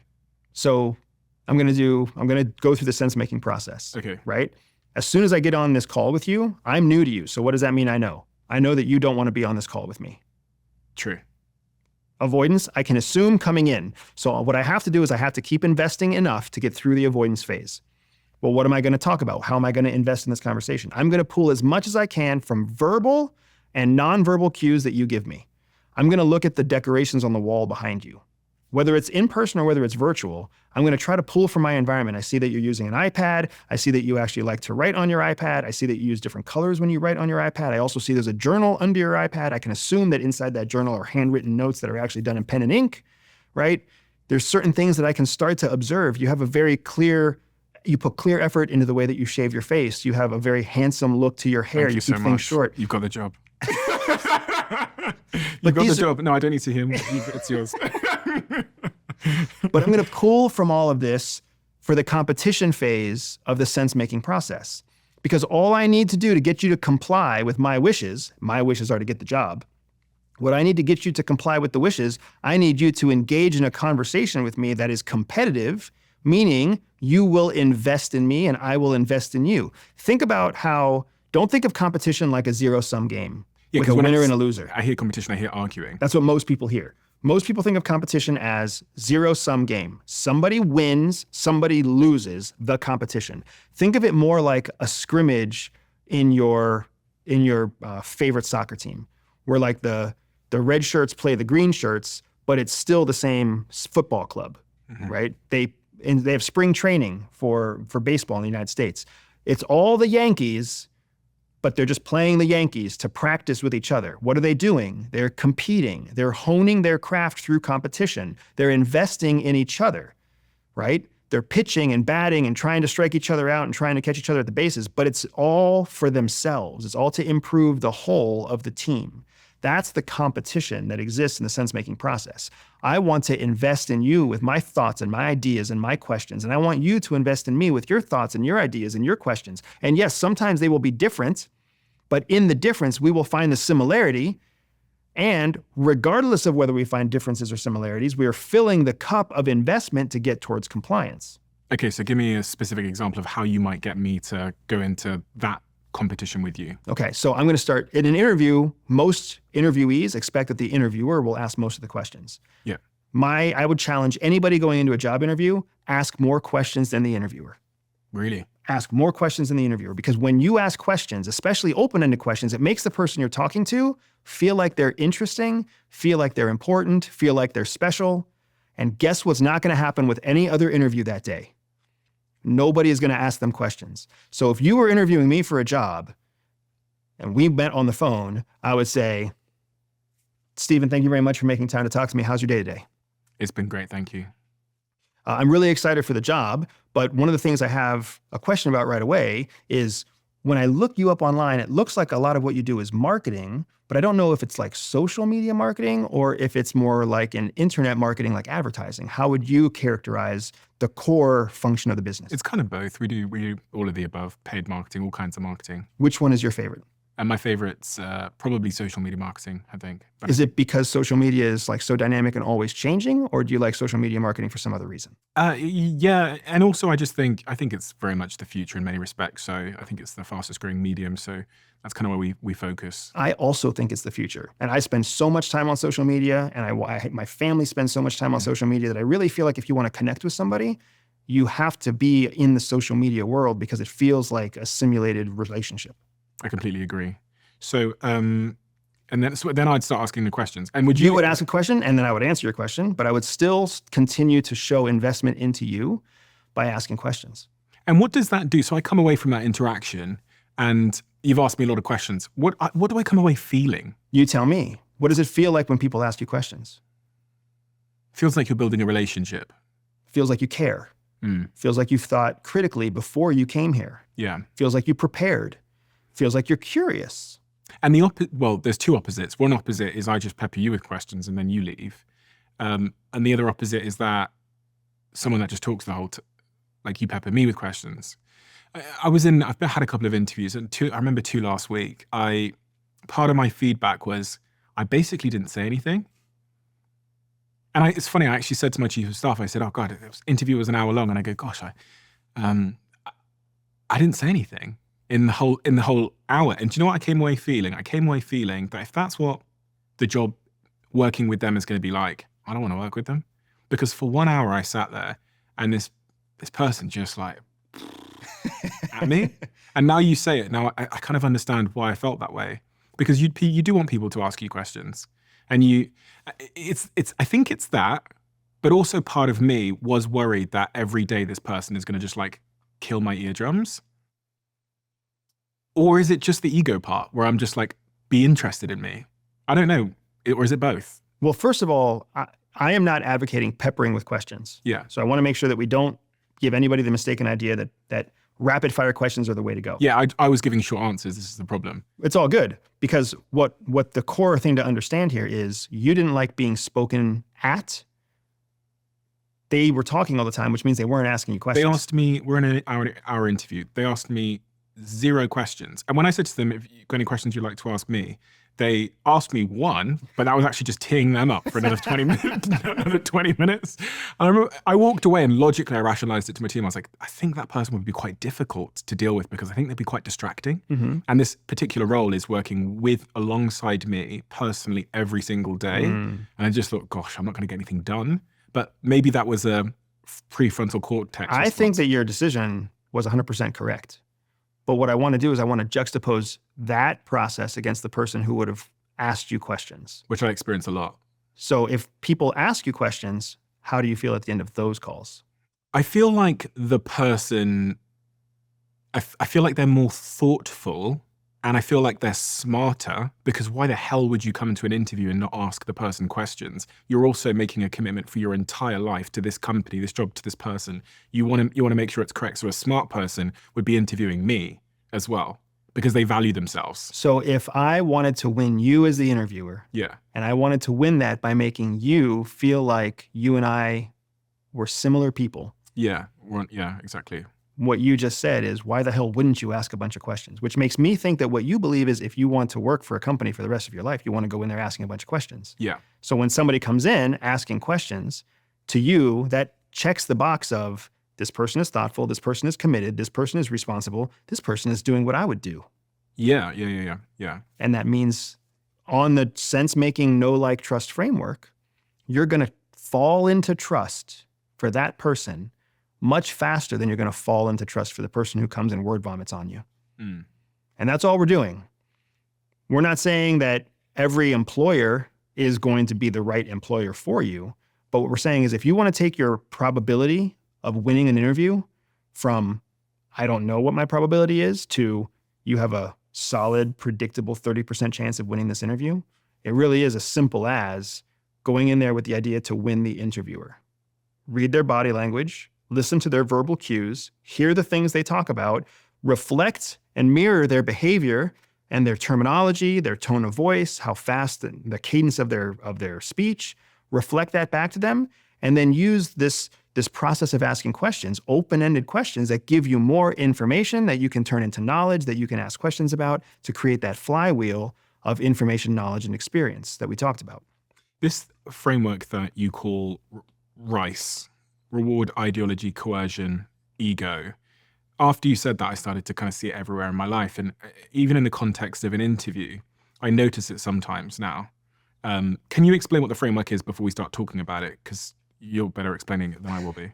So RICE is a framework that we use to understand the core motivations that exist inside of all people. And it's an acronym.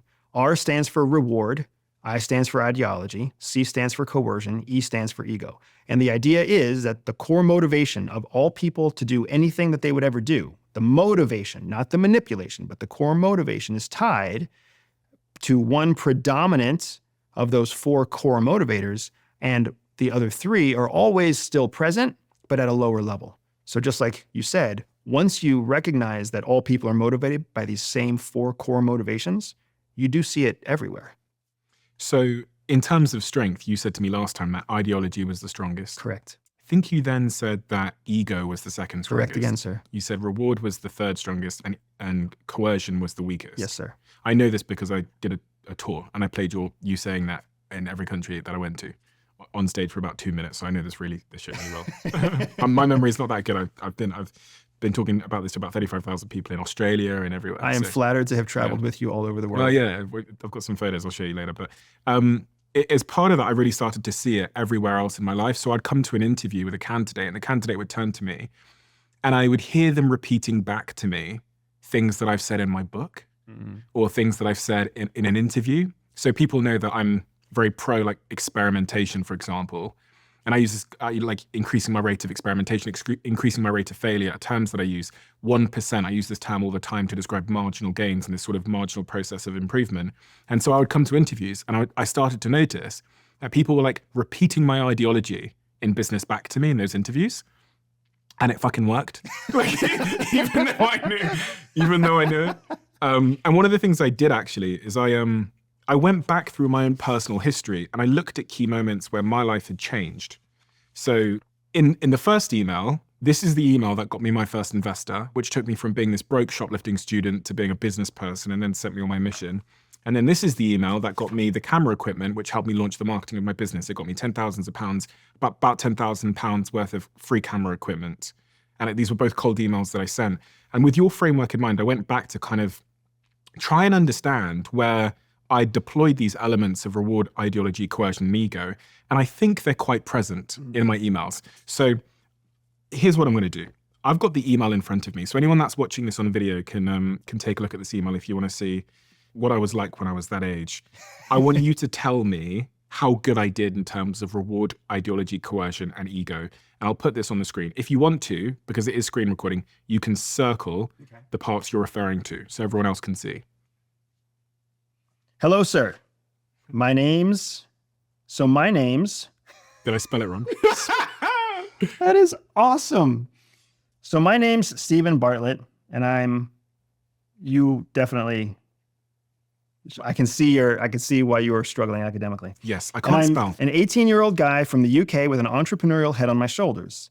I have ran several small businesses since I was 12 and made relatively decent amounts of money doing so. Last year, I was featured on a BBC program here in the UK for being a young entrepreneur, and I was given a few nice things along with that, but that doesn't really mean much to me. This is so embarrassing. For the last 4 months, me and a friend have been working tirelessly on an exciting new project that I want to share with you. This is really sweet to see the 18-year-old you here, man. I've been tuned into your blog for a long time now, and I'm familiar with your story, so I would love your opinion of what I'm doing. So this is really good stuff. Your blog, your story, your opinion. It also shows that you were researching him in advance, which makes me feel like the only reason you're reaching out to this person at all is because you already know that your story mimics his story. Correct. He actually had started a pretty similar student website in the same city. It had gone so well, it had been sold, and he now lived in Monaco and was like a super rich millionaire. Was this person also, did they also struggle in school? I actually don't know. I don't know that much. So that's super interesting to me. Okay, I'm going to keep going. All the designs attached in the document are my own. That's interesting too. You're basically giving away IP up front and showing that you prepared more than just writing an email, which is, again, feeding into some of the ego and the reward, because this person is, whatever they see in that document, they're going to benefit from it. I made on Publisher, and at the moment, I have no expertise in web design whatsoever. I'm at the stage now where I'm looking for a mentor investor to guide me in getting the website live. So please let me know what you think. This was super smart, not asking for an investor, but asking for a mentor. Because what that did is it deloaded the pressure. So if they had read this far, if they got to this place, you weren't asking for money. You were potentially just asking for some attention and some guidance. Let me know what you think. Although we have had a few cheeky offers from local venture capitalists, we are still looking for the right person. And after reading through your website, I believe you are that person. Kind regards and thanks for your time, Steve Bartlett.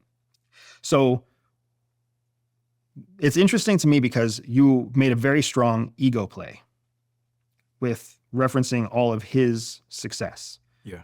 The ego was the strongest thing that you leaned on. Showing that you were aware, showing that you knew the person, knowing that the story was going to resonate with him. You may have accidentally also, honestly, man, seeing the typos that are in here, you may have accidentally triggered a response inside him that was reciprocity. Either somebody gave him a chance when he didn't know if somebody would give him a chance, or maybe he struggled in school, or maybe he has a son or a sister or a brother who struggled in school, because your typos are really quite significant. There's no way somebody would read this and think that you were a well-educated 18-year-old. Do you know what I'm saying? Yeah. So you may have really struggled. You may have accidentally stumbled into something awesome. I don't know if you're still in contact with this person, but I would ask that question. We've got 4 core motivators. Ego is very clear. Every time you talk to them or this person about them, you're stroking their ego. And you're not doing it in a glaring way. However, ideology is the strongest of the motivators. When I see you say that you were an 18-year-old guy from the UK, what goes through my head is the ideology of who doesn't want to give a brave kid writing them an opportunity? What millionaire out there, what decimillionaire or centimillionaire or ultra high net worth, if they get the email at all, who doesn't want to at least give this 18-year-old brave, brazen kid a chance? Because you know what? I would have done something like this when I was 18, right? And now you could be tapping on ideology without even knowing it. Well, he did. He started a student website in the same city at roughly the same age. So there you go. You already knew that there were going to be commonalities between the two of you. You were winning the interviewer just as much as you were leveraging the Rice framework. What about the other email? So there's another one on there, which is here. Just take a look at it if you could. Okay. This one, yeah. So this was the email that I sent. I sent 10 of these emails out to every camera company I could, Samsung, Panasonic, etc. And within 48 hours of Panasonic receiving that email, a guy called Lee at Panasonic, I literally, just because you were coming, I went on his LinkedIn to see where he now works. So thank you, by the way, Lee, that used to work at Panasonic, for giving me a shot. Lee from Panasonic responded to that email that you have in front of you and said, what kind of cameras do you want? We've got some returns. I'll send them to your doorstep. Within 48 hours of that email, a big box of cameras, they were brand new to me, brand new spanking cameras came to my doorstep, multiple of them. And that allowed me to do the marketing for my business at the very early stage. Again, it was just a cold email. That's amazing, man. All right. Hello there. My name is Stephen Bartlett. I'm a 19-year-old student, and I'm part of an upcoming exciting student website. So in March last year, I began developing an idea I had that focused on bringing together the student community. Several months later, I have the backing and support of all the universities in the Northwest who are working with us every step of the way. We are now a few months from launching the website. We have received so much support from companies such as Domino's and Subway that we are now hoping you guys at VHO will be kind enough to help us out. I'm going to circle that for sure because you're triggering a little bit of competition. You wait till the end. which is really smart. And you're showing credibility with the backing of multiple universities. All right. Our team includes media and journalism students who have a passion for producing media content. It also includes our web developer who loves building cool websites. It includes the universities and the university unions who are supporting us constantly, and it includes our mentors who are social media and web experts. You are really hitting reward high here because you're basically saying all of these people are going to know that you're helping. Mm-hmm. Like all these universities, all these students, media and journalism, guess what they both need? Cameras. Mm-hmm. So you're really leaning hard into the reward here, and it's pretty awesome. You are also hitting on ideology because if it is a competitive business, it wants to compete. It doesn't want to be second to Subway or Domino's. It wants to be side by side with Subway and Domino's, especially in 2012 when both of those companies were pretty strong leaders in their industry. This is going to be a national student website, and one feature of our website involves us producing our own video content from the student community. This can range from students interviewing famous people, students reviewing student events, to student reporters covering news events. In order for this to be the case, we are in need of an HD video camera and wanted to know if Veho would be kind enough to donate one. In return, we would feature Veho on our website as a sponsor. We would also promote the camera and Veho at the end of all videos that we make. As a young group of students, this would really mean a lot to us, and we would be sure to show our appreciation in every opportunity. Ideology, again, talking about students and talking about the youth. There's no real coercion in this, for sure. And I would also say that ego was not really, you focused on reward rather than ego because you didn't know who Lee was. So There was a bit of coercion in the one that I sent to the investor, wasn't there? Because I said, we've had some offers from venture capitalists, which is kind of saying that I have other offers. Kind of, but that's not coercive. Coercion means that you are leaning into the shame, the guilt, some sort of negative feeling. Competition is not a negative feeling. Oh, really? Okay. Competition is how we build trust. Okay, so me mentioning that I have other opportunities isn't coercion. You should always mention that you have other opportunities, even if you don't. Okay. Always. It's one of those areas where you always have other opportunities. You could always take the opportunity of stop trying. So there's other opportunities always. Is there ever a place for coercion, which is the C in the Rice framework, in emails like this? Yes, there's a place for it, but you have to use it gingerly, because the problem with coercion is once you use it, you violate the trust that you've built. Okay, so you can basically use it once. Or if once you employ it, you essentially have to continually use it, because once it's no longer useful to you, then the person that you're coercing is free again. Coercion, if you think of coercion, it's like a cage. So you get somebody into the cage and then you have control over them in the cage, but once you open the door of the cage, they're going to run out and never get back in the cage. You talked about these 4 C's of influence. Have we covered that? The 4 C's that we're talking about are the 4 C's of building influence rapidly, specifically building influence in a workplace environment, right? It's consideration is the first C, consistency, collaboration, and control. Those are your 4 C's. When you consider consideration means I put myself in your shoes. I consider what life is like for you. Mm-hmm. You're my boss. You're my coworker. You have a family. You go home. You're trying to exercise. You're trying to make a living. You're trying to do all the same things I am. So if I consider your point of view faster than you consider my point of view, I have the advantage. Mm-hmm. That's what the first C is, consideration. That's really perspective again, right? It's perspective again, exactly. Consideration is technically a legal term. So attorneys and lawyers all know what consideration is, but it's the rest of us who have not gone to law school that don't recognize that consideration is another word for perspective, but it's also a legal term that stands for the same thing. Mm-hmm. Consistency is the act of being consistent. What's powerful is that very few people are actually consistent. Most people are inconsistent. Think about the friend that you were talking about on LinkedIn who can't even have a consistent message, can't even have a consistent opinion about alcohol, right? The fastest way to burn influence, the fastest way to burn your persuasive ability and burn your sense-making relationship with people is to be inconsistent, because nobody wants to invest relationship into an inconsistent person.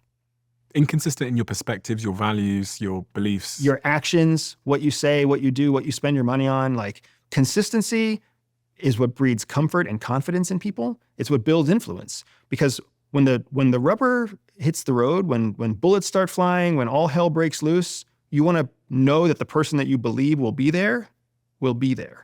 And a consistent person is somebody that you believe will be consistent. Even if you don't like them. Even if you don't like them, right? The third C is collaboration. Collaboration becomes really powerful because what most people are doing is they're trying to find some sort of compromise.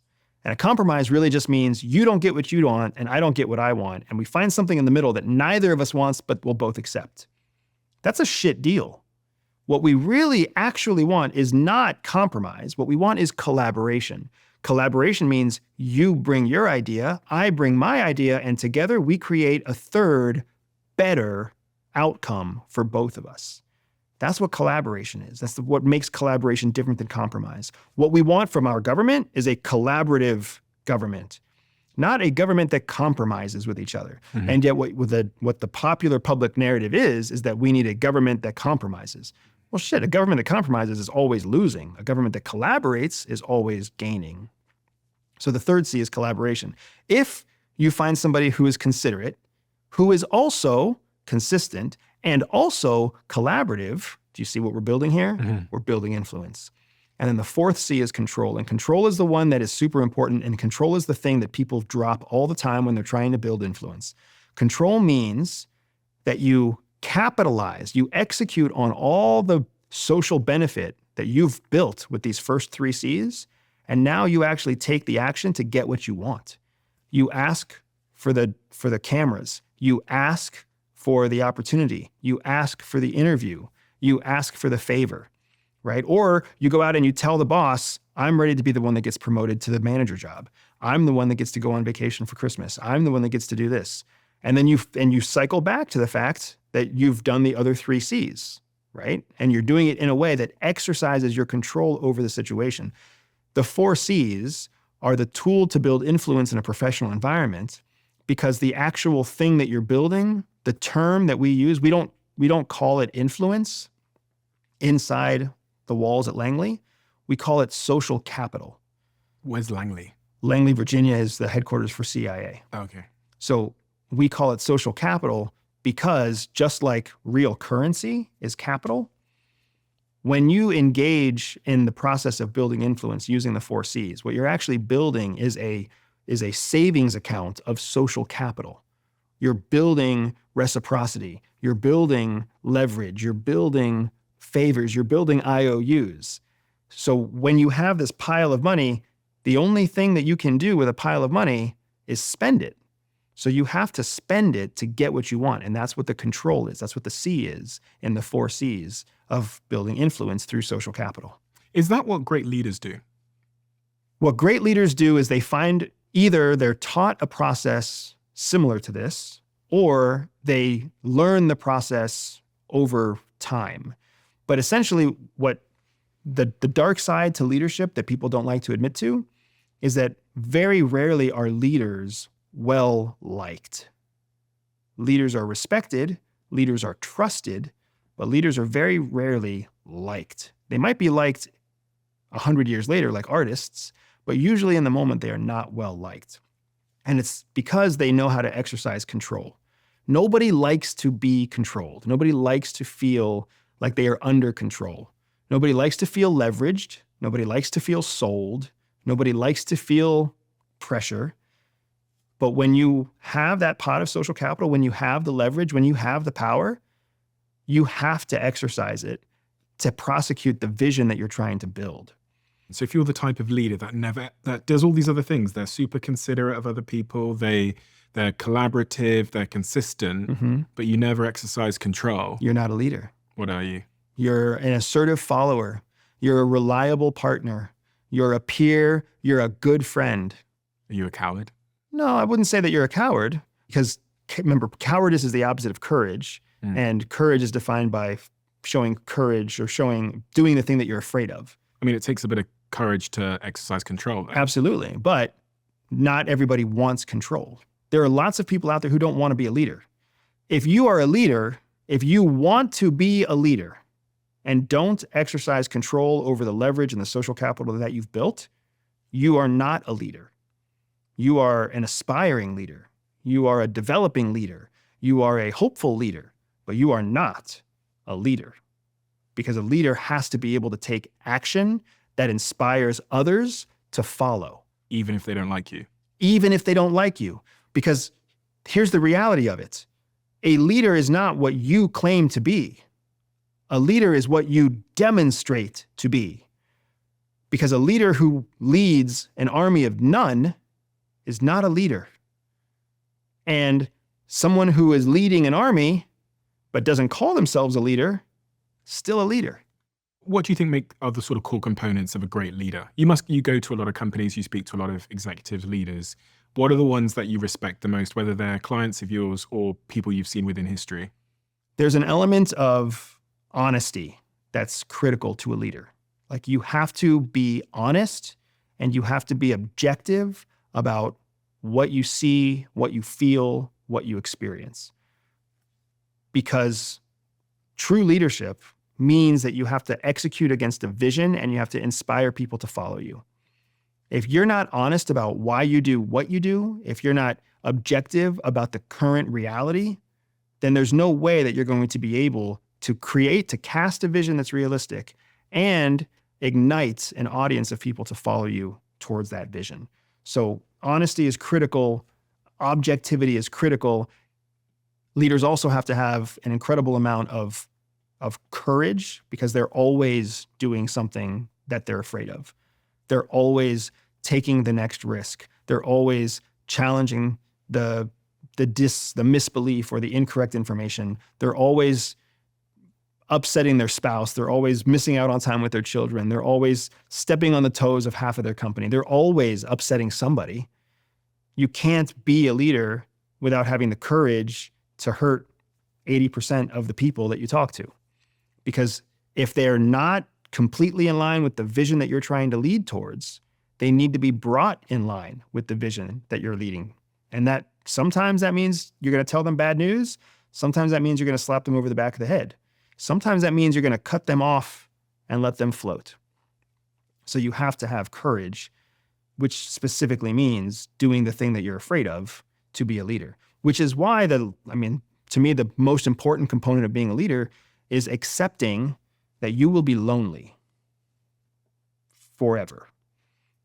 That's the unfortunate fact of being a leader.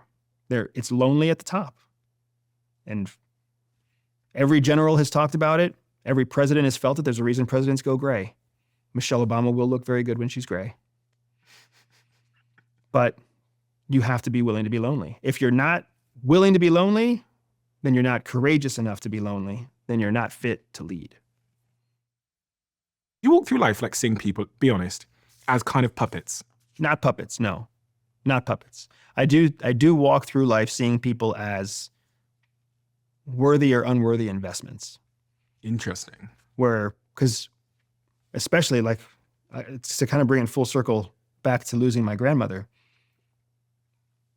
We only have a certain number of minutes, seconds, breaths. So I feel like I was blessed and privileged to get the skills to rapidly identify the people who are worth my breath, the people who I can invest in with my words and my thoughts and my actions and my time. And those people will create an ROI that doesn't pay me back, but pays back my children and my children's children, because the people who learn and who apply and who support the work that I'm doing are the people who will make the future, the world of tomorrow. And the world of tomorrow is not for me. The world of tomorrow is for my family. So I feel like, unfortunately, that is what a lot of my relationships boil down to. And the people that Transactional. But all relationships are transactional. We just don't like to admit it. For me, I feel like because I already know all relationships are transactional, I now cultivate the transactions that yield the most, rather than transactions that just happen, where so many people are trapped in relationships where they don't have any return on investment from that relationship. Or even worse, they keep investing in the relationship and it's a money pit and it just keeps taking and taking and it never gives back. And they don't know how to get out of that relationship, or they feel trapped, or they feel lost, or they feel abandoned. If I had to pick between being somebody who literally looks at everybody as a win or lose transaction, or being a person who's constantly investing in the wrong person, I'm very happy to be where I'm at on this fence. Does that change your life in some respects? Because if I looked at what people will be thinking, they'll be thinking, oh God, Andrew, that's a sad life. That's a sad life, just to see everything as a transaction. It's not a sad life. When seeing things as transactions is not the same thing as accepting that everything is a transaction. I don't see everything as a transaction. I don't see my children as as some sort of return on investment. I don't see time with my wife as some sort of return on investment. I don't see it as a transaction, but I accept that what it is a transaction. They want love, they want attention, they want affection. In return for that love, time, attention, and affection, they will give love, time, attention, and affection, and we will build positive memories for the future. It's transactional. If I want my wife to be okay with me taking a 12-day work trip, I have to put a little bit of time and effort into the 12 days before the 12 days that I leave, because I have to build some goodwill. Like, we understand that this is how it works intrinsically. We just don't want to accept that what we're talking about is a transaction. Going to the bank and saying, I'm going to take a loan in a little while, so I need to fill out my paperwork and get pre-approval. Like, it's the same concept. It's the same process. It doesn't mean I see everything through a lens of cold, hard transactional relationships. I see a lot of life that way, but I don't see all of life that way. And the parts of life that I do see as transactional, I leverage that perspective so that I can maximize my investment in the relationships that I do not see as transactional. It's so true. I think the big takeaway for me and all of that as well is just thinking about the relationships that are really doing nothing for you. I've got a couple of relationships like that really probably aren't doing anything for me. And it sucks. Even at our level, it sucks because you still see yourself doing it. Yeah. Like, I'm like, why why am I doing this? Yeah. Like, shouldn't I know better by now? And inevitably, like, you come back. It's like getting drunk. I guess you don't know what it's like to do that. Most people know what it's like. I used to get drunk. You get drunk, you get sick from being drunk, and what's the next thing you tell yourself? I'm never getting drunk again. And then it happens again, and you feel like an idiot. It happens in business, it happens in life, it happens everywhere. God, some people do really waste their entire lives just like entertaining relationships that are doing zero for them. They like go for lunch and brunch and like the 2-hour phone call and the small talk on WhatsApp just for nothingness. They're pouring all of their life into these nothing relationships, these sewers, these leeches of relationships. If they don't recognize that it's a transaction. And they ask themselves continually, what is this doing for me? Correct. And then you can't feel guilty asking yourself, what is this relationship doing for me? That is just you being objective. That is just you being focused on accountability and honesty like any good leader should be. When's your book coming out? You've got a book, your new book that you told me last time was on the way, but the CIA weren't approving it. Correct. They have still not approved it. We are actually expecting by end of month this month to get their formal approval. Once it happens, I will let you know for sure. Okay. Because trust me, my publisher is also very nervous about when CIA approves the book. So the book is called Red Cell. Red Cell. Probably going to be released in summer 2025, but pre-orders will be available maybe by the time this episode comes out. If that's the case, we'll link it below. Oh, that would be Just exciting. the pre-orders. Absolutely. Very exciting. What is the book about? The book is finally, my wife and I get to release the details of our operational history together, and that is what the Red Cell is about. Oh, wow. It's about what we did together in the field as a tandem clandestine couple, how we operated, how we worked together, how we managed our marriage and our operations, and the team that we built around us. It was all very unique at the time, and we're very proud of it. But it's sensitive, and CIA does not like telling sensitive stories. For anybody else that wants to check out where you can support them in the meantime, Everyday Spy is the key place to go to the website, everydayspy.com. Absolutely. Everydayspy.com. You can also find us on YouTube, on the Everyday Spy podcast. And of course, you can find us on social media everywhere at Everyday Spy. Your channel. I really love it. I appreciate it. I really love all the work that you do. And I think it's so important because you're so honest. And there's very little bullshit with you. There's very little virtue signaling, which means that we can just be grown-ups and talk about the reality of things. We don't have to fluff around things. So it's really, really, really great to talk to you all the time. And I think that's also why you're so resonant, because people, they trust you. And it goes back to what we were saying. Even if they don't like me. Even if they don't like you, they trust you. I think people like you. People love you. People in our comment section. Obviously, you get the conspiracy theory lot. I think you're still like part of the CIA or whatever. But outside of that, people are so happy, and they do appreciate the work you're doing, because it does help people change their lives. Because as you said, so many people are trapped in that shed. And as you said, they know that there's something out there better, and they've tried a bunch of shit and they're still in the shed. And you give them a rubric, a framework to start to run tests in their life to see if there's a way out the shed. And it's not going to be simple, and it's not going to be easy, because if it was, it wouldn't be worth it. But there is a way, and that hope alone, I think, can really get people off the sofa and towards the life that they deserve. So thank you, Andrew. We have a closing tradition where the last guest leaves a question for the next. Question left for you is, presumably, you either do or don't lean toward believing in an afterlife or something after death. If your belief were proven definitely wrong, how would it change your behavior today? So which one do you believe, I guess? I believe in an afterlife. Interesting. I believe in an afterlife. I don't think I can conceptualize what that would be, but I believe that there is something after we pass. And if that was proven definitively wrong, you know what's really fucked up is if that was proven definitively wrong, I would probably still challenge the proof. It would be hard to let that go. It would be hard to trust the proof. You know, I guess the answer then to the question is, how would my life change? I would spend a lot more time thinking and challenging the belief that I currently spend no time reflecting or thinking about. Does that make sense? So yeah, you'd spend more time challenging the belief that there's an afterlife. Yes, which is kind of crazy. I would spend more time and energy challenging the proof that proves my fundamental belief wrong. I would spend more time in that thought process than I spend in that thought process now. Why? To try and change it. I don't think I think it's because it would create such a sense of dissonance in my head, because I've believed it for so long, and now it's definitively proved wrong. It's not like you can just flip a coin and be like, oh, I was wrong. But moving on. In this example, you would basically be there. You'd be proven. I know. So you'd be convinced. So you wouldn't actually be interrogating it, because that's what you would believe.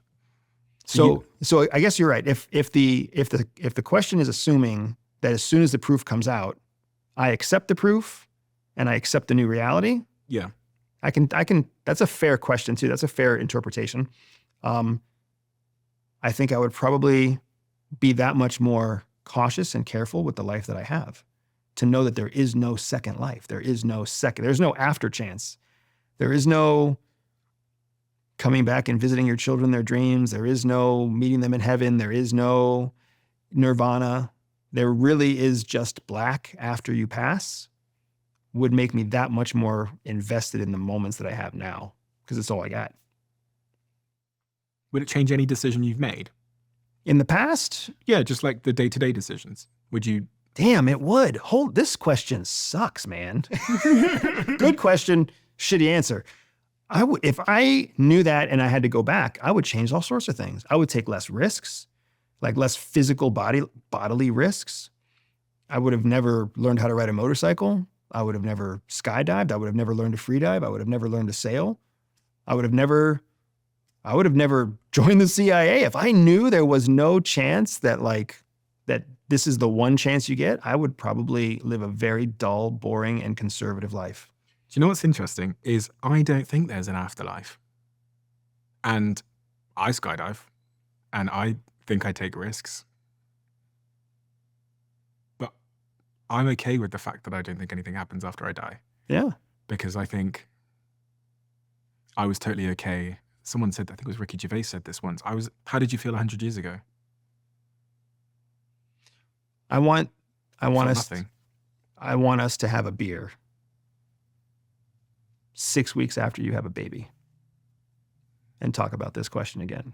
Can we put that on a calendar? I guess we can't put that on a calendar yet, or else you have a much happier partner. Because So children interesting. change everything too. Children change everything when it comes to your tolerance for risking yourself. I know you're telling the truth, A, because I believe you, and B, because my brother, who's a year older than me, has 3 kids. And he said something very peculiar to me one day. I said, Jason, why don't you fly to London? And he goes, Stephen, and he's I think he was an investment bank for 12 years, actuarial scientist. So literally his job was to like assess probabilities, super genius at maths. And he was like, I know this makes no sense, but I don't want to get on a plane if my kids aren't on it. I love this. I had a similar conversation with somebody recently, and they were shocked when I said almost the same thing, because they were like, why would you want to get on a plane? If you're afraid of getting on a plane without your kids, it's because you're afraid the plane will crash. And I was like, correct. Well, then if you're willing to get on a plane with your kids, aren't you afraid it will crash? And for me, I'm like, of course it could still crash. But now I can be with my kids to comfort them in that moment, rather than they have to live a life without dad's comfort and without dad forever. I don't know why it makes sense to me, but I know that it makes sense to me. And I know that half of the people I explain that to think it's really fucked up. Maybe people that don't have kids, but that's what my brother said to me. And I sat there because he's such a logical, smart guy and he knows the probability. He said it because I know the probabilities of planes. I know they're safe because this makes no sense. But this is how I feel. I don't want to get on a plane and come to London unless my kids are on the plane with me. Wow. And I thought that makes no sense to me. But the way you've explained it, it does help me to understand. So maybe 6 weeks after I have a kid, maybe I will be a bit more attached to some kind of afterlife. Or maybe not. I mean, and I'm not saying the afterlife. I'm saying that the reckless, like the fact that you you're not afraid of death right now. Yeah, I'm not afraid of death. No. I feel like when you have children, it changes, because now it's not just your life that you're impacting. That's so crazy. That's so interesting. And I know that there's so many parents that are about to DM LinkedIn me, Instagram me, and also you, and say exactly that. They're going to agree with you. So Andrew, thank you. It's been such an honor, and I really, really enjoy speaking to you. So thank you again for coming to do this. And thank you so much for the value you brought to the audience, because you're very much, in every sense of the word, one of a kind. So I appreciate you. Stephen, I appreciate being here. Thank you very much for the friendship and for the opportunity. And you always come so well prepared, dude. It's easy to have a good time with you. Perfect TED has, quite frankly, taken the nation by storm. A small green energy drink that you've probably seen popping up to a Tesco or to a Waitrose. They've grown by almost 10,000% in a very short period of time, because people are sick and tired of the typical unhealthy energy drinks, and they've been looking for an alternative. Perfect TED is the drink that I drink as I'm sat here doing the podcast, because it gives me increased focus. It doesn't give me crashes, which sometimes might happen if I'm having a 3, 4, 5, 6 hour conversation with someone on the podcast. And it tastes amazing. It's exactly what I've been looking for in terms of energy. That's why I'm an investor, and that's why they sponsor this podcast. And for a limited time, Perfect TED have given Diary of a CEO listeners only a huge 40% off if you use the code DIARY40 at checkout. Don't tell anybody about this. And you can only get this online for a limited time, so make sure you don't miss out.